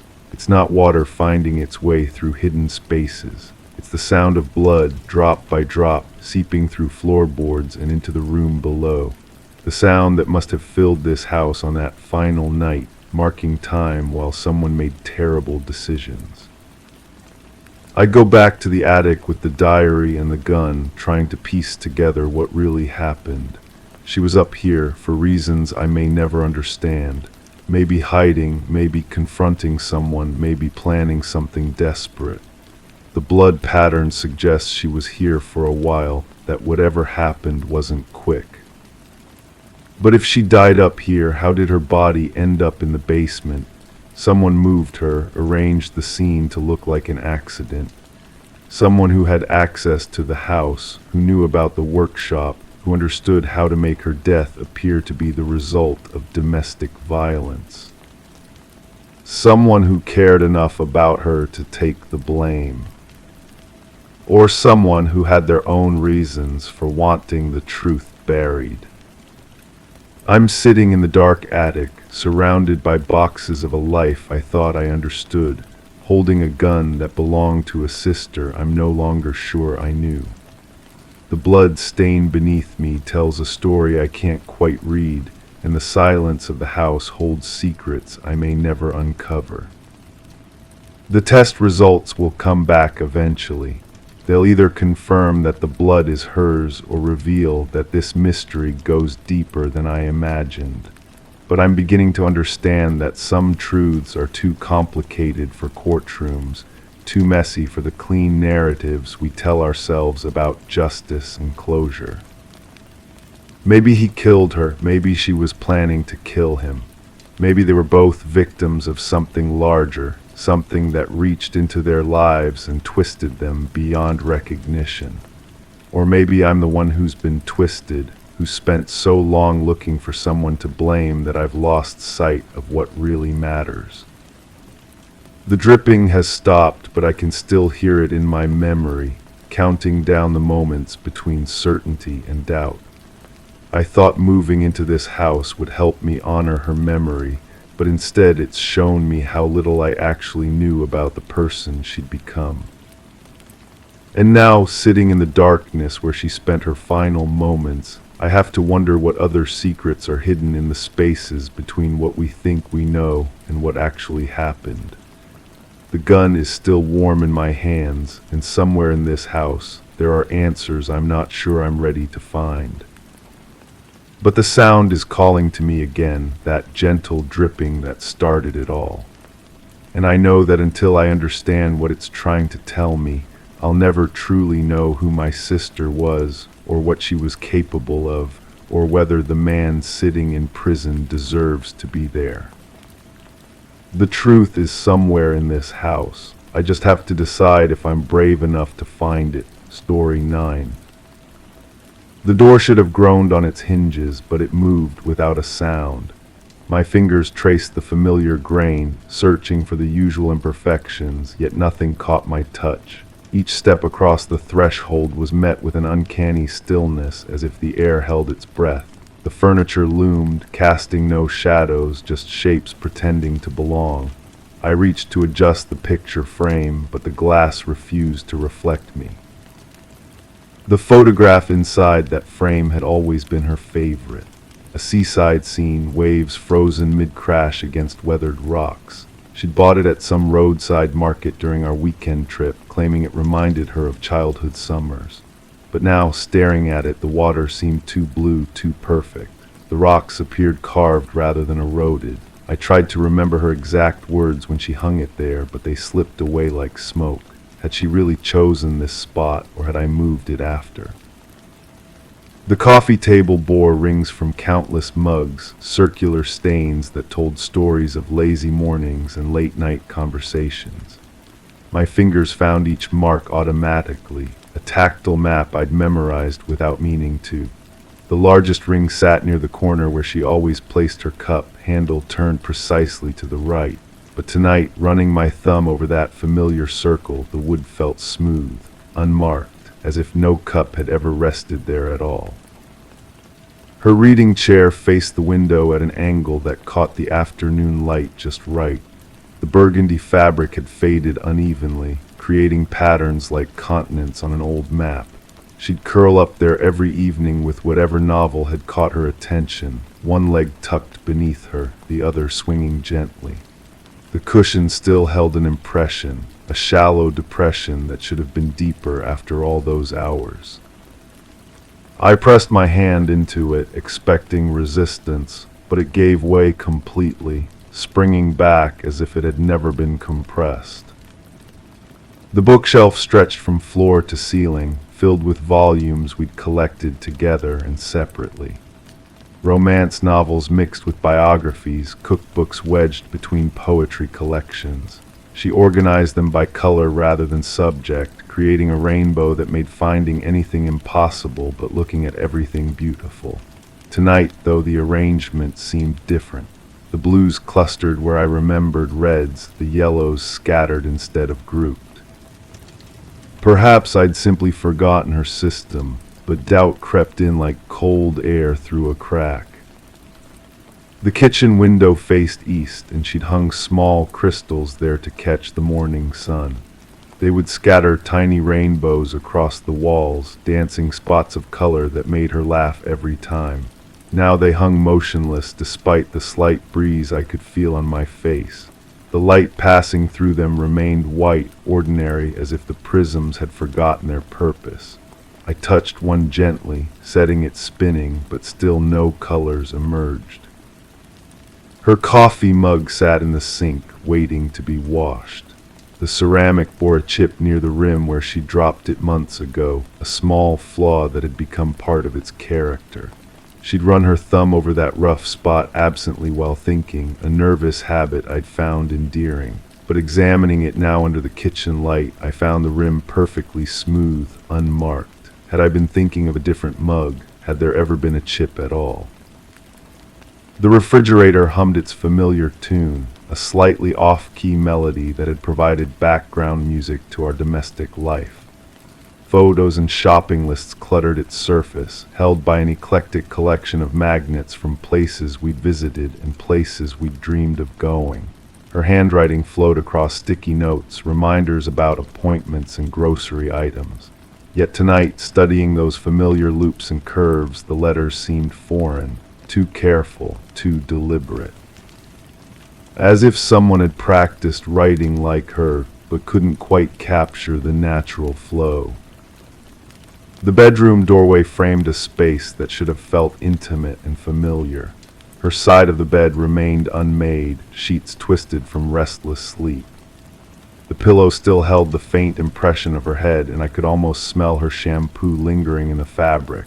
But when I leaned closer, inhaling deeply, I caught only the scent of laundry detergent, clean, impersonal. The pillowcase felt too crisp, as if it had been changed recently, though I couldn't remember doing so.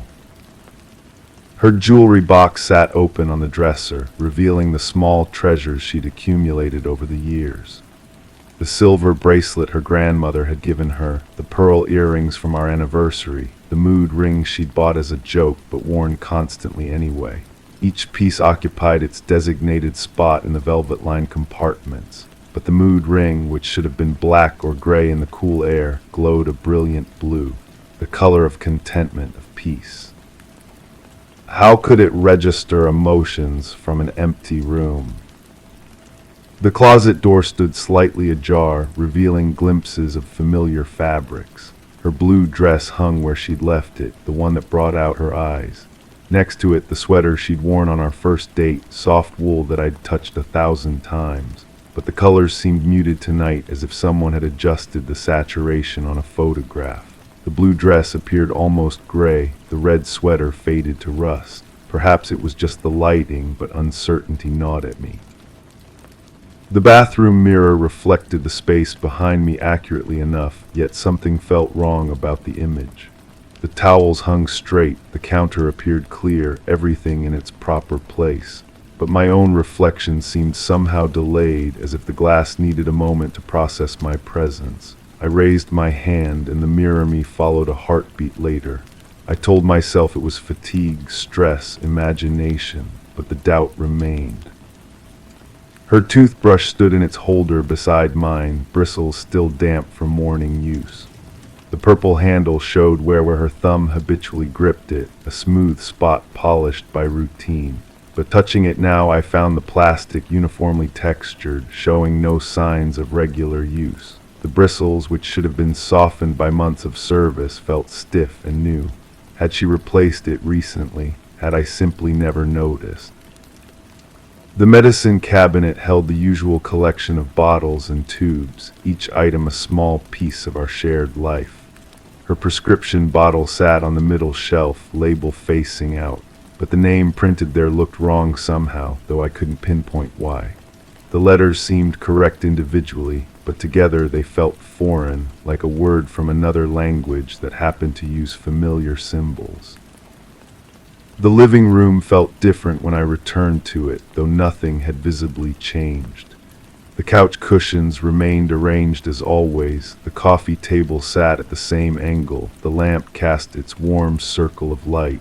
But the shadows fell differently now, creating pockets of darkness that hadn't been there before. Or perhaps they had always been there and I was only now noticing them. The television remote lay on the arm of the couch where she always left it. Her thumb had worn the paint off certain buttons, the numbers she used most frequently faded to bare plastic. But examining it now, all the buttons appeared equally pristine, their labels crisp and clear. Even the volume control, which she'd pressed countless times during her evening shows, looked untouched by human hands.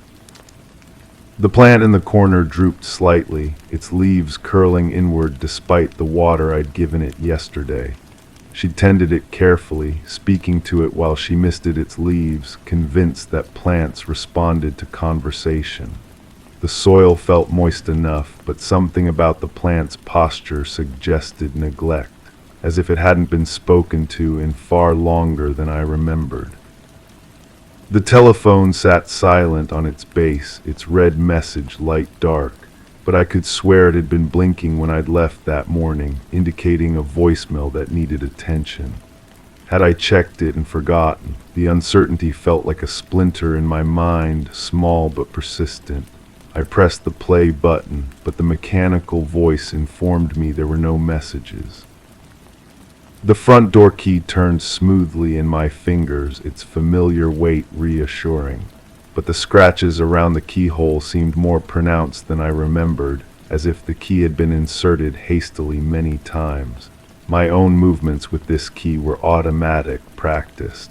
These marks suggested uncertainty, fumbling, someone else's relationship with this lock. The porch light cast its yellow glow across the front steps, illuminating the welcome mat she'd chosen for its cheerful message. But tonight the words seemed faded, barely visible against the fiber background. Had weather worn them away so gradually that I hadn't noticed, or had they always been this dim, and I'd been reading them from memory rather than sight? The mailbox at the end of the walk stood slightly open, its metal mouth revealing the corner of an envelope. I didn't remember mail arriving today, but perhaps I'd been distracted. Walking closer, I found the envelope addressed to her in handwriting I didn't recognize. The return address had been smudged by moisture, rendered illegible. Inside my pocket, my fingers found the house key again, its metal surface now feeling cold despite my body heat. The street appeared normal enough, lined with houses that glowed warmly from within. But the spacing between them seemed wrong, too wide or too narrow, as if someone had rearranged them while I wasn't looking. The neighbor's fence, which had always been white, appeared gray in the streetlight. Perhaps it had always been gray, and I'd been mistaken about the color.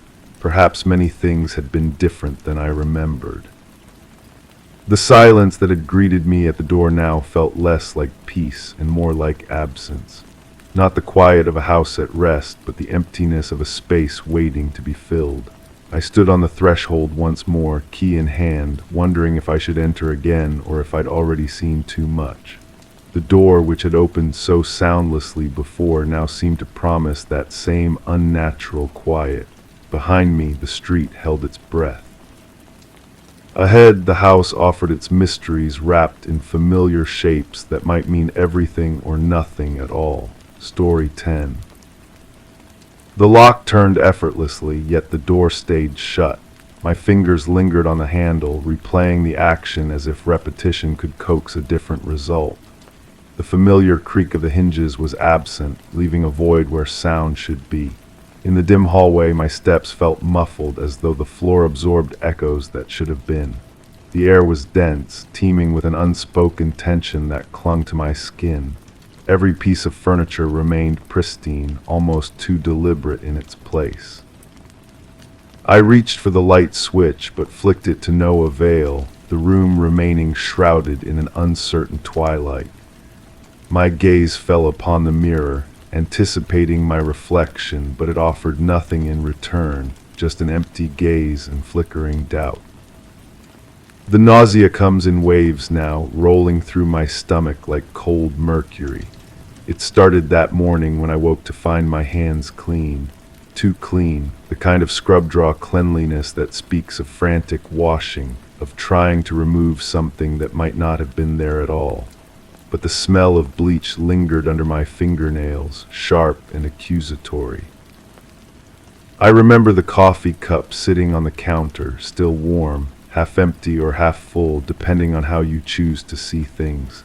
The lipstick stain on the rim wasn't mine. I don't wear that shade of red, too bold, too confident for someone like me. Yet there it was, a crescent moon of crimson that seemed to mock my confusion. The phone had been ringing earlier, or maybe it was the doorbell. Sound has a way of distorting itself in this house, bouncing off walls that seem too close together, too eager to contain secrets. I answered something, spoke to someone. Their voice felt familiar in the way that déjà vu feels familiar, a recognition without understanding, a knowing without knowledge.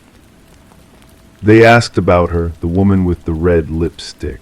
The woman who must have been here must have drunk from that cup, must have left some trace of herself beyond that perfect arc of color. But when I tried to picture her face, my mind offered only fragments, a laugh that sounded like breaking glass, fingers that drummed against surfaces in patterns I couldn't decode, eyes that watched me from corners of rooms I thought were empty. The basement door was open when I found it. I never leave the basement door open. The stairs descend into darkness so complete it seems solid, something you could touch and shape with your hands. I stood at the top, listening to the silence below, waiting for it to tell me something I needed to know. The air rising from those depths carried a sweetness that made my throat close, made my chest tight with something between panic and recognition. I went down anyway. Of course I went down. The concrete floor felt wrong under my feet, slightly tacky, as though something had been spilled and cleaned, but not quite cleaned enough. The washing machine hummed in the corner, running a cycle I couldn't remember starting. Through the small window near the ceiling, filtered light created patterns on the wall that looked almost like shadows of people who weren't there. That's when I found the shoes, her shoes, red heels that matched the lipstick, tucked neatly beside the water heater as if she'd simply decided to walk home barefoot. They were expensive, the kind of shoes that announce their presence in a room, that click against hard surfaces with authority. But here they sat in silence, waiting for feet that might never return to claim them. The memory fractures here, splits into pieces that don't fit together properly. I see myself climbing the stairs, but I also see myself staying in the basement, staring at those shoes until my eyes watered. I remember the sound of the washing machine finishing its cycle, the sudden quiet that followed, but I also remember continuous humming that went on until it became the soundtrack to my confusion. Upstairs, the coffee cup was gone. The counter was spotless, no trace of lipstick or warmth or evidence that anyone had been there at all. But I could smell her perfume, something floral and cloying that seemed to concentrate in the corners of rooms, in the spaces where walls met ceiling, in the gap between what I remembered and what I could prove. The phone call comes back to me now, fragments of conversation that feel rehearsed, like lines from a play I'd forgotten I was in. They wanted to know when I'd last seen her. They wanted to know about her state of mind, her plans, her relationships. They spoke about her in the present tense, as if she were simply late for an appointment, temporarily misplaced rather than genuinely gone. I gave them answers. I must have given them answers because they seemed satisfied, seemed to accept my version of events even though I couldn't quite grasp what that version was.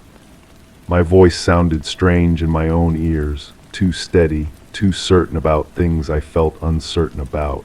But uncertainty isn't evidence of anything except uncertainty, and they needed facts, not feelings. The mirror in the hallway reflects everything except what I need to see. It shows the walls behind me, the ceiling above, the floor below, but when I look directly at it, searching for my own face, there's only a blankness that makes my skin crawl. I've always been there before. My reflection has always been reliable, predictable, a constant in a world full of variables. But now it offers nothing, as if I've become transparent, as if I'm slowly erasing myself from the world. I find myself touching surfaces throughout the house, checking for fingerprints, for proof of my own existence. The doorknobs, the light switches, the banister leading upstairs, all clean, all smooth, all wiped free of evidence that anyone lives here at all. But I must have cleaned them. Who else would have cleaned them? Who else would have been so thorough, so methodical in removing every trace of human presence? The red shoes haunt me. Not because they're frightening, but because they're beautiful. Because someone loved them enough to spend money on them, to walk carefully in them, to choose them for a special occasion that might have been her last. They sit in my basement like abandoned promises, like questions I don't want to answer. I try to remember her leaving. Surely she left. People come and go, that's what they do. They visit and they leave and they continue their lives in other places with other people wearing other shoes. But the memory of her departure is missing, cut out of my consciousness as cleanly as a photograph snipped with scissors. I remember her presence, vague and unsettling as it was, but her absence feels different, permanent, final. The washing machine starts another cycle without my intervention. I hear it filling with water, the mechanical sounds of soap dispensing, the rhythmic agitation that will continue for precisely the right amount of time before moving to rinse, then spin, then silence. What is it washing? I don't remember loading it, don't remember sorting colors or measuring detergent, but it runs with the confidence of purpose, as if it knows something I don't. The nausea intensifies when I think about opening the lid, about looking inside to see what needs to be cleaned so urgently, so repeatedly. Some knowledge lives in my body that my mind refuses to acknowledge. My hands shake when I reach for the machine, my breath catches in my throat, my vision blurs at the edges, as if my body is protecting me from something my consciousness isn't ready to handle. I don't open it, I never open it. Instead, I return upstairs to the kitchen where the coffee cup was and isn't, to the mirror that won't show me myself, to the door that won't open despite the lock turning effortlessly. The house feels smaller now, as if the walls have moved closer together while I was in the basement, as if the space is contracting around me like a closing fist. The phone rings again, or maybe it's the same call, looping through time like a broken record.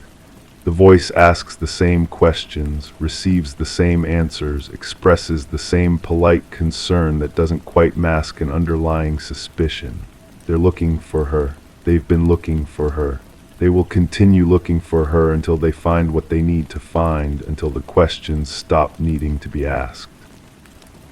I tell them she was fine when she left. I tell them she seemed happy, seemed normal, seemed like someone who would continue existing in the world beyond my front door. My voice sounds convincing even to me, carrying a certainty that feels borrowed from someone else, someone who might actually know what happened in the spaces between my memories. But the red shoes remain in my basement, and the washing machine continues its endless cycle, and my reflection refuses to appear in mirrors that should show me myself. These things exist in the present tense, solid and undeniable, while everything else floats in a haze of maybe and might have been and could be true. The sweetness in the basement air grows stronger. It seeps up through the floorboards, permeates the house like an infection, clings to my clothes and hair until I can taste it on my tongue. Sweet like flowers left too long in water, like fruit past its prime, like something natural that has crossed the line into decay. I spray air freshener, open windows, light candles, but the sweetness persists, patient and inexorable. I find myself avoiding certain rooms, certain corners, certain angles of light that might reveal things I'm not prepared to see. The house guides me through safe pathways, allows me to move from kitchen to living room to bedroom without encountering whatever waits in the spaces between. But I know it's there, know it's patient, know it will wait as long as necessary for me to be ready. The mirror shows me nothing, but sometimes I catch glimpses of movement in its surface, shadows that don't correspond to anything in the room, shapes that suggest presence without form. I've stopped looking directly at it, stopped expecting to see myself, but peripheral vision is harder to control. In the corner of my eye, the mirror teems with activity, with figures that vanish the moment I turn my head. The red shoes are gone when I check again. The basement floor is clean, mopped and dried and innocent of secrets. The washing machine sits silent, its cycle complete, its purpose fulfilled. But I don't remember moving the shoes, don't remember cleaning the floor, don't remember the transition from before to after that must have occurred while I was thinking about other things. My hands are clean again, too clean. The smell of bleach is stronger now, not just under my fingernails, but in my pores, in my breath, in the very air around me. I must have cleaned something. I must have scrubbed and disinfected and removed all traces of whatever needed removing. But the memory of the cleaning is as absent as the memory of what required it. The phone stops ringing, the questions stop coming. The voice that asked about her fades into the background noise of a world that continues spinning despite the absence of answers. Maybe they found what they were looking for. Maybe they stopped needing to know. Maybe the questions were never as important as I thought they were. I stand in the hallway, my fingers on the door handle that turns but doesn't open, staring at the mirror that won't show me my face. The house breathes around me, settling into its secrets, comfortable with the weight of things unspoken. Somewhere in the distance, I hear the washing machine starting another cycle, patient and thorough in its endless task of making things clean. The sweetness has faded, replaced by the sharp clarity of bleach and the neutral scent of nothing at all. The house smells like vacancy now, like a space between occupants, like a question waiting for someone else to ask it. I am alone here, completely and finally alone, with only my clean hands and my absent reflection for company. The red shoes are gone, the coffee cup is gone, the woman who wore that shade of lipstick is gone. Everything is gone except the turning lock and the door that won't open, and the certainty that some doors should never be opened at all. The mirror reflects the empty hallway, the clean walls, the spotless floor. It shows everything except me, everything except the person who must have done what needed to be done, who must have cleaned what needed cleaning, who must have made the difficult decisions that leave no trace in memory but echo forever in the spaces between heartbeats. I am not here, I have never been here. The house is empty, waiting for its next occupant, its next set of secrets, its next opportunity to keep things that shouldn't be kept and hide things that shouldn't be hidden.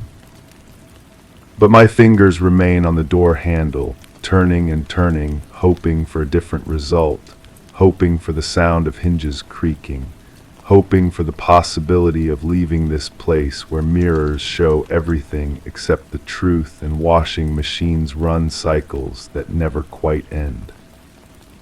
The lock turns effortlessly, yet the door stays shut.